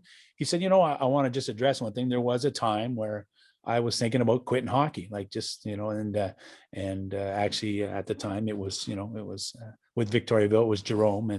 And I just wanted to bring that up, let you guys know that basically opening up any skeletons he may have in his closet. And Jerome was just like, Jeeves, really? You come in here and you talk about the worst junior trade I ever made. So he took it in jest, but it worked out. It worked out. Victoriaville is a great organization, and Moncton as well. And he had some four great years with Moncton. Like I said, the host family was awesome, and the Irving family they treated the kids well. And so I'm, it was interesting, because that was as a parent to sit back and have to wait out those 2.5 weeks. Like, hope knowing he's struggling with that issue, but you got to let him make that decision for himself. Mm-hmm. And then when he blossoms into like the the fenceman that he was, one of the top in the queue. I mean, there was a year where he leads scoring for defensemen in the QMJHL, and like we said, first round pick next to guys like McKinnon and Drouin. Then you start talking to NHL teams. He's on the power play with guys like Connor Garland, Barbashev, who have gone on and are having great like NHL careers. And something you mentioned before our call here was that you always never want to think that like your kid's getting in the NHL, but like when those moments are happening, I feel like you're closer and closer, I guess, to that. I'll call it a dream that like a lot of kids have to play in the NHL. As a parent, how are you managing your expectations? So maybe like you don't, I guess, get your hopes up in a way, because as sometimes you take the steps to make it to that professional level, but the only guarantees in pro sports, I mean, is that there's no guarantees, right? Right. Yeah. First overall picks who aren't even in the NHL anymore, and they were only drafted 3-4 years ago. Right. No, that's true. And that's what, we did talk about that off air here, is that, our story and my hockey dad experience is like 97% of hockey dads in Canada. Your son is not going to make it to the NHL. And that's just the way it is, because it's a long road. And the weirdest thing is, you look at some of these players that make it, you go, how did he make it? Well, he was in the right place, the right team at the right time, and it was a great fit, like a Fucali. Like if I was a goalie dad and all of a sudden, and the Montreal Canadiens take Zach Fucali, I'd be like fume. I'd be like going out of my rocker, because the guy, Patrick Waugh, here's Price. He ain't going anywhere, and so it's not like boom, you get drafted. Next thing you know, you're going to have a legitimate shot. But even when he's playing bad, he's going to be taking most of the games anyway, right? So and that's how it is. So you just have to. You hope, and you're looking at, sometimes you see defensemen go and you're like, wow, really? Like just looking at junior careers, they don't even compare to Jake's, but that's just not it. There's some certain things that certain teams see and they feel, and that's just the way it is. So if you're not, if you're not okay, if that's all you lived your life for, as a hockey parent or dad, to that your son gets to the NHL, then you know what, it's too bad, because you might have missed out on a lot of awesome, magical moments along the way, and we haven't, and we suck them up. And that's why I love doing this. Like when we talked about doing this, I'm like, when I just started writing stuff down, and even since then, I've got another 2 pages, and I said, Jake, man, these anecdotes, they just keep coming out. Some of them I can't even say on the air because they're craziness, but I mean, yeah, and if my only goal was that, oh well, Jake better get to the NHL, well then I would have maybe missed out on some of these magical hockey moments that I shared with other hockey dads, hockey parents. You mentioned you just kind of name switch, and you said Patrick Waugh, and that was something that I forgot about. So there was a pre-draft interview in the queue with Patrick Waugh? How it is, the kids that are ranked in the first couple of rounds or whatever, the teams want to talk to them. They want to, start, discussing, and that's where you can use your leverage. And so a player like Jacob, and that was, we weren't going to get an advisor, which is basically an agent, but somebody was referred to us, and I thought, wow, okay, all right, I'll listen to him. And his name's Dom Deblois. He's going to be thankful. He lives in Gatineau, and I'm giving him a shout out. If you're a hockey parent, and you're looking for one, go and see him, because he's a straight shooter. He really is. Even when I didn't want to hear some of the things he said, he still said them, and I appreciate that. But and I sat down with him, and it was because of a ex-coach of Jacobs that said, just go talk to him, because you have leverage, and you want to know how to use that. And what he meant was, see, Jake was a bilingual kid. He spoke English, he spoke French, and he's in the queue. So, and Jake could have went south of the border to play in the NCAA. He was a good academic student, and he's bilingual, so he could speak English. So that was not an issue. So he is, for the Q, he is a potential flight risk, if you will, so when he tells you, hey, I'm, you should, I just pick a team, whatever, team X, if you draft me, I'm probably not going to show up. I'm going to go the NCAA route. And basically what we had decided as a family, and as a with the advisor, is that we would tell 4 teams: Victoriaville, Moncton, Halifax, and Quebec. If you draft Jacob, then he would guarantee that he will show up for camp, and he will wear your jersey for the year, basically burning his NCAA eligibility. And if any other team did, for the reasons, either was education, they couldn't prove that they were going to provide what was going to be needed. They didn't have an English school in their town, whatever, if you think about Victoria, there's things like being drafted to Victoriaville. Well, what's the benefit there? Well, you know what? They only sleep in a hotel 17 nights in the season. Well, that's a lot different than Val d'Or or Cape Breton, because, they can play Quebec, aller-retour. Go play, come home. They can play Drummondville, come home. Montreal, come home at the time. Shawinigan, come home. All these teams, Rimouski, and then come back home. So there's a lot less travel, a lot less road miles. So those are those type of things, and so we use those interviews to explain that to teams. Rouen-Noranda had 3 picks the year that Jake got drafted, and they said, which one do we have to use to have your services? And he said respectfully, none, just don't do it because of this. And they thanked him. They were really honest.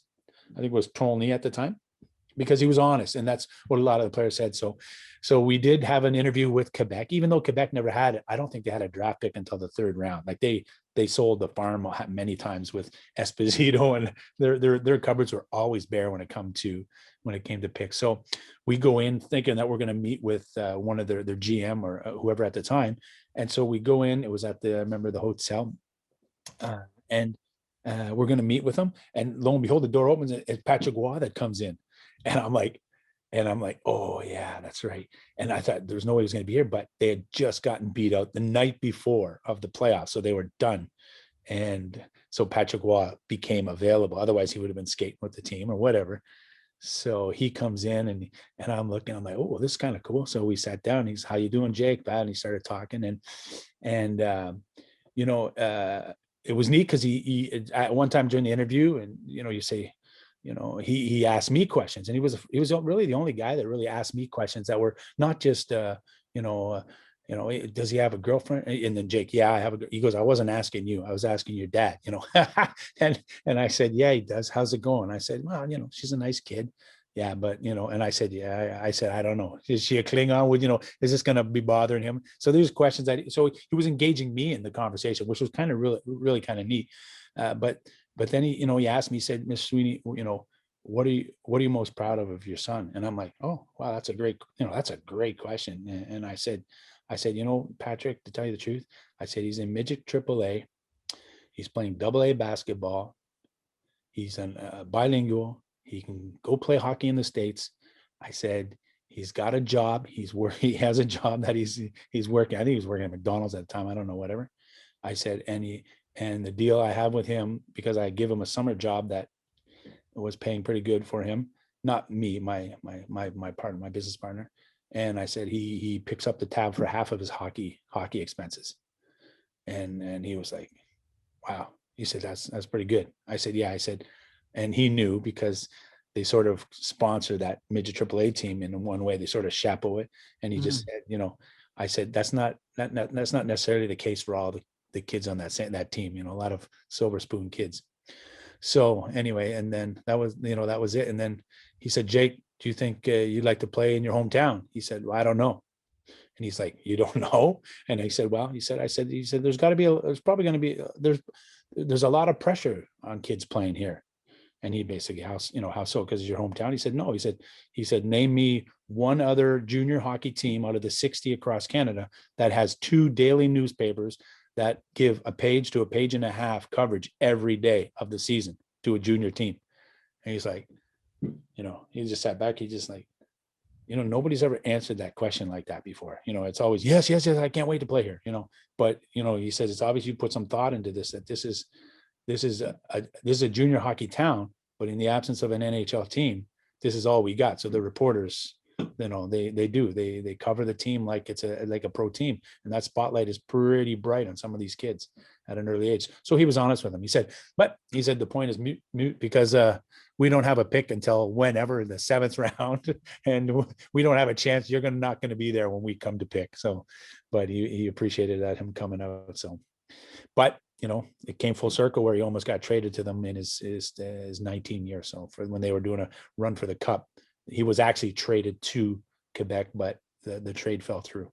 Mm-hmm. Well, you know, one of the things that I really noted from all of that too, though, is the man, I don't even know how to say that word now. The intricate, there we go, the intricate details of decision making, more or less, right? Because you know, as somebody who was on like you know, in that support staff role with within the OUA, right? So I'm comparing, you know, when you said road travel, it's like, yeah, there was a lot of like just kind of the wear and tear of being on the road. There was a big difference between, you know, when I was within a football season and when I was within a hockey season, right? And like hopping on with the guys for the last thing, because with the guys, I mean, I think the largest road trip up until like the national tournament, I guess the Queen's Cup with Guelph was, you know, Trois Rivières, which was only like a 2-hour drive or something like that. And then Montreal, Carleton, right across the street for a weekend, Queens, like hour and a half, and it's done. You know, with football in the OUA, I mean, we play Carleton and Queens maybe on the schedule, which is, you know, Kingston and within the same thing of, you know, Panda being in the same city, and it could be potentially a home game. So for 4 weekends on the road, like our trips are, you know, we're playing Laurier or we're playing the University of Toronto. So that's like a 5-hour bus ride. I remember we had a Thursday night Thanksgiving weekend game against Toronto at 7 o'clock, and we hit traffic leaving U of T, and by the time we got home, it was 5 a.m. Right? Oh yeah, yeah, and that's it. And that's why, you know, when you say, well, you know, people like Mr. Irving, he realized how crazy that the travel can be when you're going from Moncton up to Rouyn-Noranda. So a lot of times they would bust their way there, play whatever, Drummondville, Gatineau, Rouyn-Noranda, Val-d'Or, you know, in a sweep like that.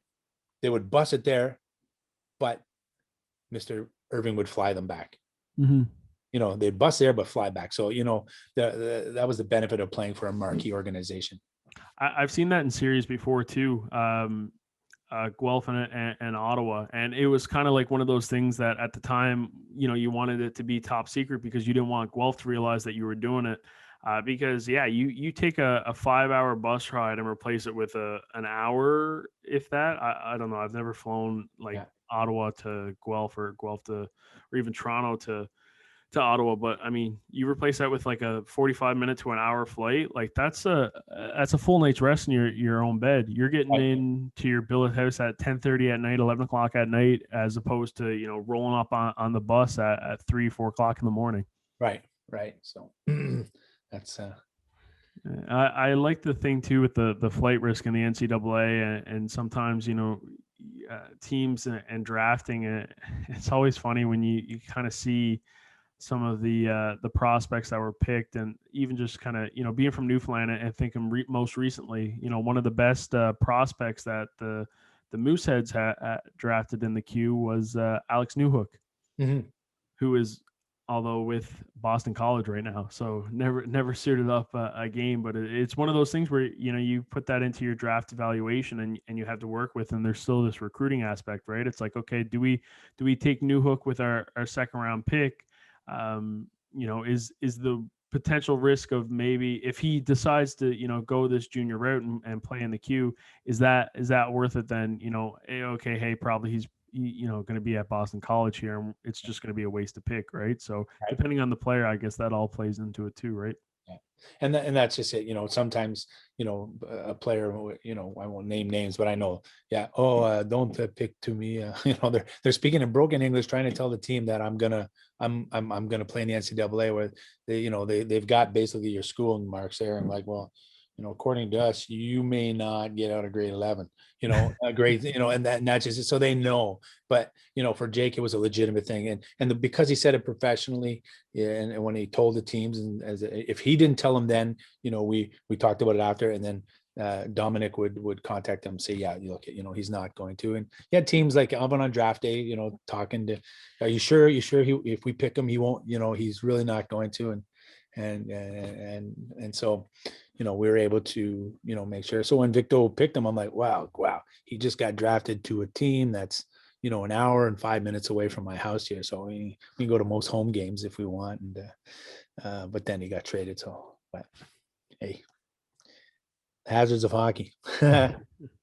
After that, career in Moncton, the sweater shows that he ends up at the University of Ottawa. You kind of touched on it a little bit, but I'll really kind of let you, go through that whole experience of being a GG hockey dad, and Pat's treatment of Jake from day one and all that fun stuff. Yeah, it was kind of neat, and I think he kind of felt honored because, and that was one of the key parts of it is that, and I think they sort of leaned on him to reach out to some other players. Is that once he signed, then that allowed Pat maybe some clout, at least to get in, open the doors to some people, or listen, get the ears of some people saying, hey, consider us. Jacob Sweeney had a great career in Moncton, marquee defenseman, and he's taking a chance on us. Why not take a chance? So I think that might have helped a little bit with the recruiting. And so I was that was a proud moment for me, is once for me, we said, okay, well, if you're not going to sign, and play, whether in the coast or wherever you may have opportunities, or maybe go to Europe now, if you go play hockey and get an education. And that was, I think, one of the reasons why he chose to go the university route, is to, not decide at 26 that, oh geez, I guess I'm done hockey, so what am I going to do now? And I have to cycle back and start maybe doing some schooling or beefing up that resume. But once we heard it was Ottawa, we knew, it's neat. It was in a weird situation, just starting, from scratch, and this is gonna be fun, and these players get at it, and you're like, and then I know I'm gonna tell them to go listen, because I'm gonna tell them I gave a shout out. I'm not gonna tell them at what point. Beckstead. Okay, so this is how crazy like hockey gets. Like Jacob in one of their 1 year, I think maybe it was their last year, was it year? He's playing in Victoriaville against him, Mark, and Mark hits him late. Like, I don't think it was dirty. I don't know. Maybe they'll deem it dirty amongst themselves. I don't know, but it was definitely late and it bang. And I think he maybe separated Jake's shoulder. And like soon as it got hit, I heard the sound. I'm like, yeah, this ain't good. And sure enough, he basically had to miss the next series, which was against Gatineau, and had to rehab it. I remember I think it was that day, he was going to jump on a bus, and I'm like, man, you're going to be so uncomfortable for like the next 10 hours. I said, like, Mr. Irving's flying home. He's going to have spaces on his private plane. I said, just go and ask him. He goes, yeah, you're right. So he goes right up. There's the GM, Roger Shannon. He goes right through him. Hey, Jake, how you doing? Oh, I'm kind of sore.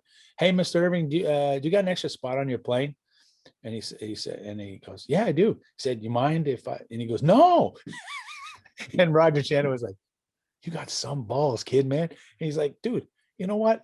You should have been the one asking him for me, because I got a freaking chicken wing here. I can go back and start rehabbing and sleep in my bed tonight.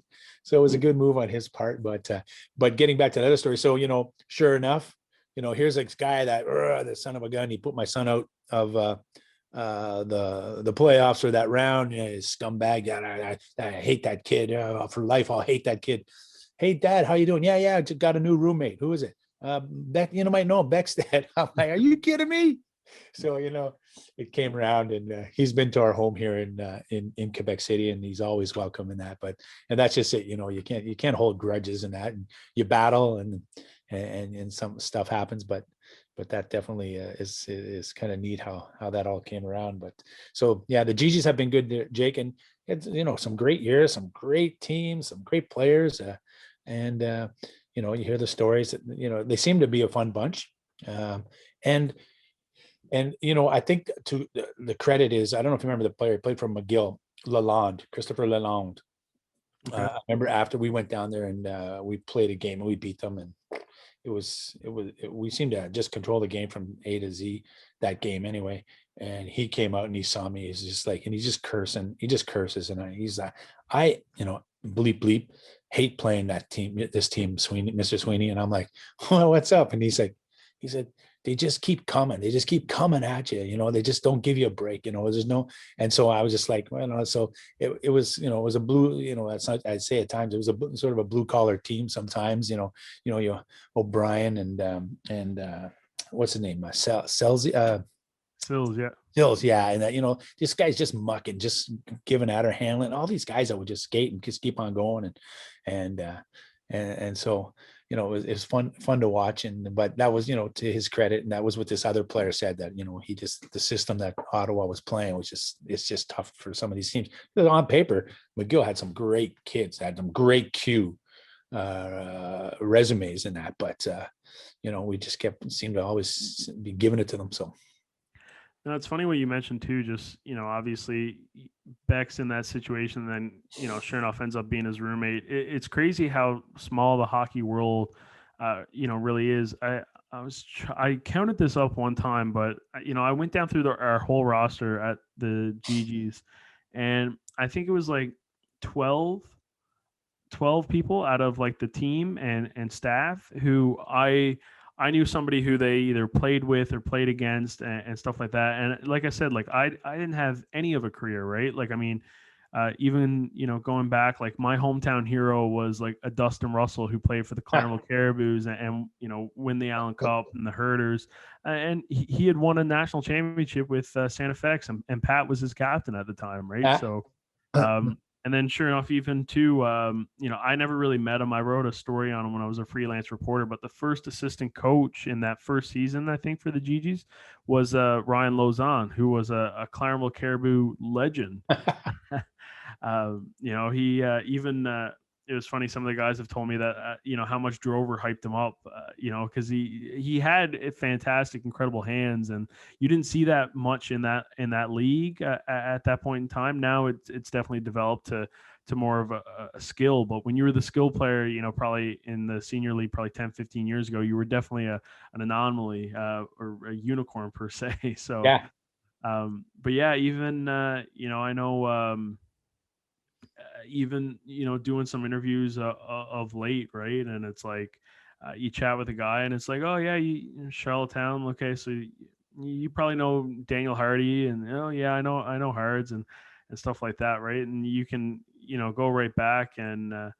Obviously Quinn O'Brien was the former captain of the Charlottetown Islanders, so they know the name and stuff like that. And I'm even trying to think now too. I know. Oh yeah, Sweens has told me some great stories about him and Brandon Hines. And Brandon Hines was a great Cornerbrook Royal. And I think at the time Sweeney was telling me the story, I was a picture of me interviewing Hines in the senior hockey league when with Eastlink when I was volunteering in high school. Hines was on the visiting Royals team, and how we would do the intermissions is an away guest first, and then second intermission would be a home guy. And so sure enough, Sweeney's telling me this story about Brandon Hines, and here it is, like me and Brandon in the profile picture, right? And it's just like, oh yeah. And actually, even too, I went and shot an ECHL game, Newfoundland Growlers, and I knew James Melindy. I worked a hockey camp that he was one of the coaches at, so I met him.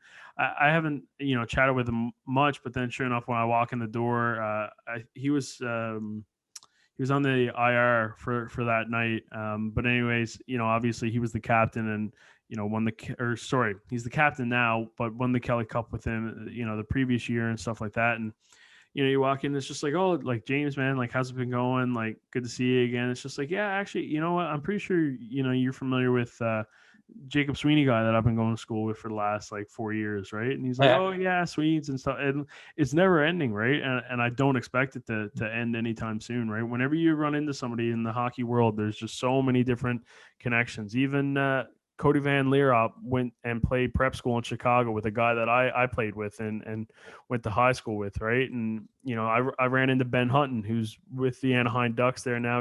He's from that Ottawa area, and University of blanking now, but University of Maine, I think, drafted to the Canucks, played a few seasons there, scored his first goal and, on the ice with Daniel and Henrik Sedin.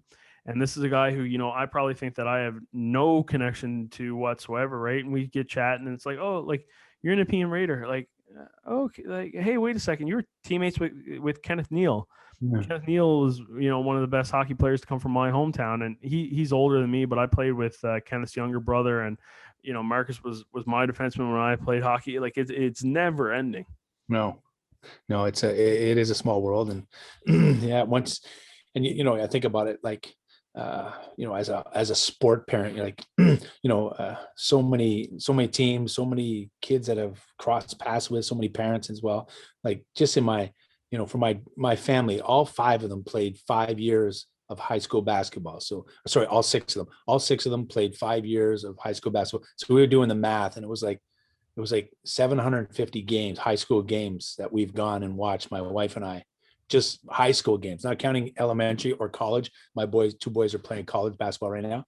But I mean, like, and so you cross paths with families, and I still see them away from the game. And sometimes I'm not sure who it is. I'm trying to remember. Did Jacob play with him, or was it Isaac? Or, but the family. And so that's the wonderful world of being a hockey parent. Has Jacob given you has Jacob given you a silver stick to commemorate 1,000 watched hockey games? Because I'm sure you probably I know. I know that's definitely something that I should be on the lookout for, eh? Or both my wife and I. My wife knits more sweaters in hockey arenas, or has knit so many sweaters just sitting there, points or we need a goal. And it's just next thing you know, she's knitted up a sweater and all that. So I think we're known for that certain time period in the arenas because we had the boys, so we're always around there. Mm-hmm. One thing that was really apparent in the episode that I did with Jacob, and just obviously, we were kind of in the same program, so sharing classes and being in group projects with him as well. He always had this very like high stature and pedigree with education, right? And I know he was planning on going over and continuing the pro hockey, but again, there was still like an educational component into that. So then when that element was kind of removed, and then obviously COVID-19 and trying to mitigate that, sometimes more or less he was talking about too, the passion of the game, and sometimes kind of finally just coming into his own, where he's spending more time playing the guitar, or starting his career and stuff like that. And an individual who, and I told him this, was a fantastic defenseman. For myself, as a fan, at the end of the day of the game, it was a lot of fun to get such a up close and personal view of his style of playing and how he played the game, and somebody who could still continue to be playing, but now is just kind of fixating on other aspects of life. As a dad, how do you kind of take those types of decisions? Well, I'm glad. I think I play a bit of music too. I play in a band every now and then, have some fun. And I bought him, I lent him guitars over the years while he was in Moncton, but I bought him one when he was in, I think, second year in Ottawa. But now to see him taking that on, and I always told my kids, I said, sports, I don't play a lot of hockey now. I don't play a lot of basketball or volleyball, whatever I played. Uh, but I play the guitar, I play music, and I'm entertaining. I can entertain a group, or I can entertain friends around a campfire, whatever. So, make sure that you're able to, if you're going to fixate, only play hockey, then like I say, you miss out on a lot of things. But now I think people follow them on Instagram. You see them posting songs or that, and and having fun, and I think that's what, just making it a well-rounded well-rounded individual. For the 97% of the Canadian kids that are going to play hockey, they're not going to get their bread and butter from playing hockey. There's a good chance. Stats are there. I don't have to hide that. But you know what? They could still be great people and pick up some tools along the way. And it'd be a shame if a parent didn't realize that, and we're coaching, because I tell you, you can hit a brick wall awful hard, because you think, I remember this one lady one time, she was ranting about the coach, about her son not playing enough. She was from the States, and she actually said, bah, bah, bah. And she was talking to herself, but there were parents all around, just like, oh, I don't, I was, babysitting the team, and she was with the Ranger team. She said, my son is the best 95 defensemen in North America. This is in her rant, right? And I'm like, and I looked around, and the people were looking at me, and I just looked. I said, Mrs. So and so. She goes, I said, do you own an atlas? Right? Back at the time, people used atlases. Do you own an atlas? What? I said, you understand how big North America is, right? Like, there's a lot of hockey players in there, And I said, or do you live on North America Boulevard, maybe? And so she was really mad that I did that. But it's just like, what a statement to make, like, that your son's the best X birth year. And anyway, but those are just expectations that are just going to hit a wall down the road sometime. Mm-hmm. Yeah. Now, I had to text Jacob, and whether I'm preparing him that I was chatting with you, or more or less like, hey, let's get some anecdote from the other side of this story. And I asked him if I should bring anything up. So he said to ask you how early he'd make it to games, because apparently you had this 10-minute rule. 10-minute rule that Every time he'd ask to go to the rink, you'd cut an additional 10 minutes. So sometimes he'd get there just be 10 yeah. minutes before, because he asked too many times. Oh yeah, just like, I'm like, come on, because there's so, our kids learn. I think they've learned, and some understand, some haven't. But I think as they grow older, they'll start to understand that, there's 5 other kids in the family, there's 4 other kids, whatever it was at the time, so there's a lot of stuff going on. And unfortunately, yeah, sometimes I'd have to go and apologize, because he might make it on time. But a lot of guys understood, and that, but for sure. But I'm an ex-military guy, so I like to be on time. I like to be a bit early, even, like, just, I would prefer that. But sometimes, yeah, we drag ourselves. So he's like spewing dirt on me, is he? That's what he's saying. Because I tell you the all-time, like, what just happened here, hockey story about my son. Okay, we were going to a game. All right, so, and it was in Levy. I still remember where it was. It was in Levy, so just on the other side of the river in Quebec City. And he says, Dad, I need to play my song. And I'm like, okay, whatever. Like, so, he's going to get his pumped up song here. He's going to kill me for telling the story. So anyway, I'm like, okay, I'm going through my head. Okay, what's he going to play? Like, AC/DC, Back in Black, or something like pumping, just getting him ready for this game that's about to happen. So he puts on the CD, or probably CD at the time, and he pushes play. And I hear this soft, mellow intro. It's a love song by Keith Urban. and the title is "Tonight I Want to Cry." And so the song, alone in this house tonight, the shades pulled down, the lights are low, and a fire or something like this, and yada yada. And I'm trying not to cry from laughing, like, because I'm like, here's this kid singing along with this thing. He's in Pee Wee, I think. And I'm like, trying not to laugh. Like, what is this? This is like, tonight I want to cry. What is this all about? I said, is there something you want to tell me about? It was like a breakup song. Like, do you got this girlfriend that I don't know about? Are you going through a heartbreak here, son? And he's like, no, I just prefer soft music to calm me down before I play. I'm like, okay, to each his own. But, there's always this other band, AC/DC, But anyway, so there you go. He wants to fight. I'll come out with some of these anecdotes that he doesn't want dug up. Well, you know what? Hopefully this podcast doesn't ensue a family argument or a riot. But no, I think it's pretty funny to just kind of see it all full circle. And I mean, hey, you know what? He definitely did have a great career. So maybe maybe that was the secret to it all. Yeah, calm music.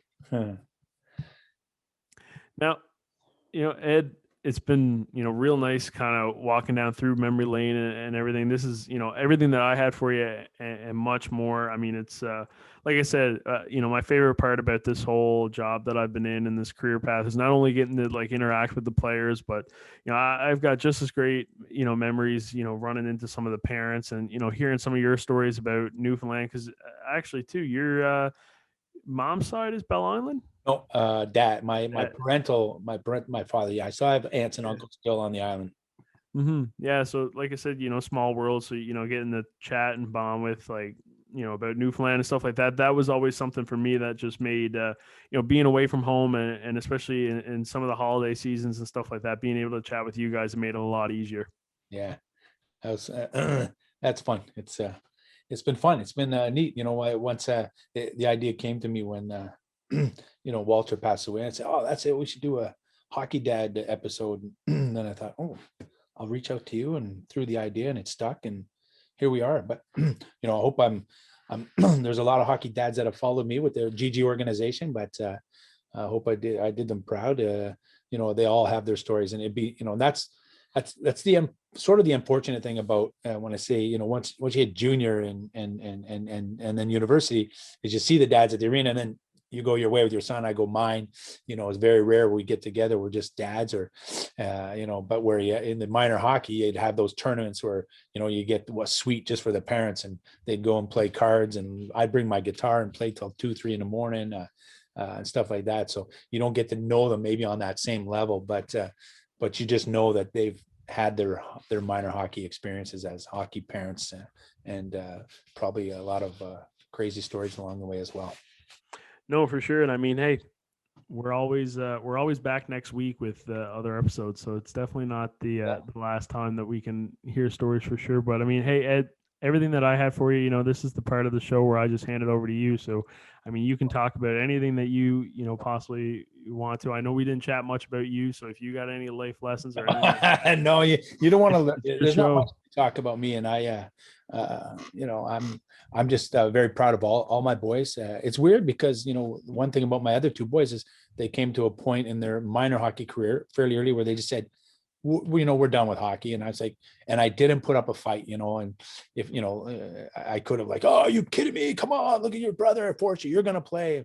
I said, you really like basketball? Yeah, I love basketball, Dad. Okay. So the two boys played basketball, and it culminated with them playing on a SAGEP, which is a college pre-university team, for the last 2 years, and having fun watching them.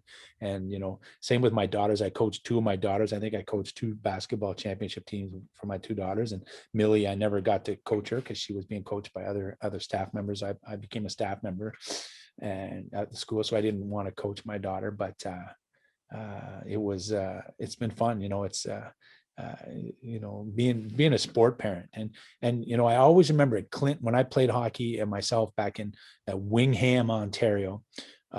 We used to play in a place called Clinton, Ontario. I think it was Clinton, or maybe it was Vanastra.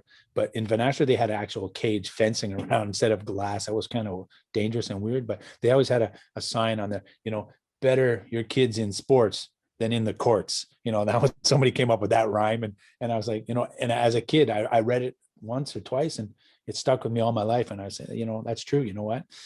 If I can provide a way for my kids to play sports, maybe they're going to learn things along the way, meet some great people along the way that are going to nurture them as well, and maybe help them stay on that straight and narrow. What canteen venues have the better snacks or the better meals or the better coffee to get you through the game? The basketball canteens or the hockey ones? No, definitely the hockey ones, because there's in basketball you never get any fried food, like and you will appreciate this, because even Quebec they don't have a clue. Like when you can go into an arena on Bell Island, Newfoundland, or some other place in Newfoundland and order a deep fried Mars bar. Like I was just gonna say, I've told nobody, that story. nobody, no, but then you go, no. I said, we have a new fish and chip store here, and it's by a gentleman from Britain, but he offers that as well. And people still don't. I said, are you kidding? Deep fried Mars bar. You got to have it. So you don't get that in basketball. You might get a salad with pumpkin seeds on it or something like that, but you don't get deep fried anything.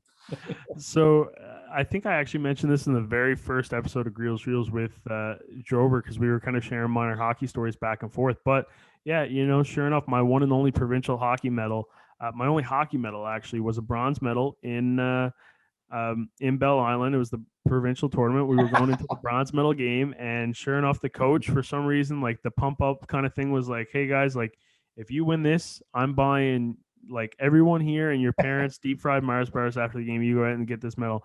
So now, like, all of a sudden we're chanting like deep fried Mars bars in the locker. We're probably like 14, 15 at the time. And then sure enough, we go out and win. I actually had a brutal game because where goalies, they do the game in the half more or less, and I started off and it was poor. Like just an off game, didn't play well. Maybe my head was thinking of the canteen at that point, but backup came in, not even a backup at that point, just the guy who would follow and play the other half, and he shut the door and did us a solid. And sure enough, then I still remember the face of the one canteen lady who was there, and then our coach went up and was like, "Yeah, I'm gonna need like 25 or 30 of those," and they probably get like that amount of orders in the course of the whole weekend, kind of thing, right?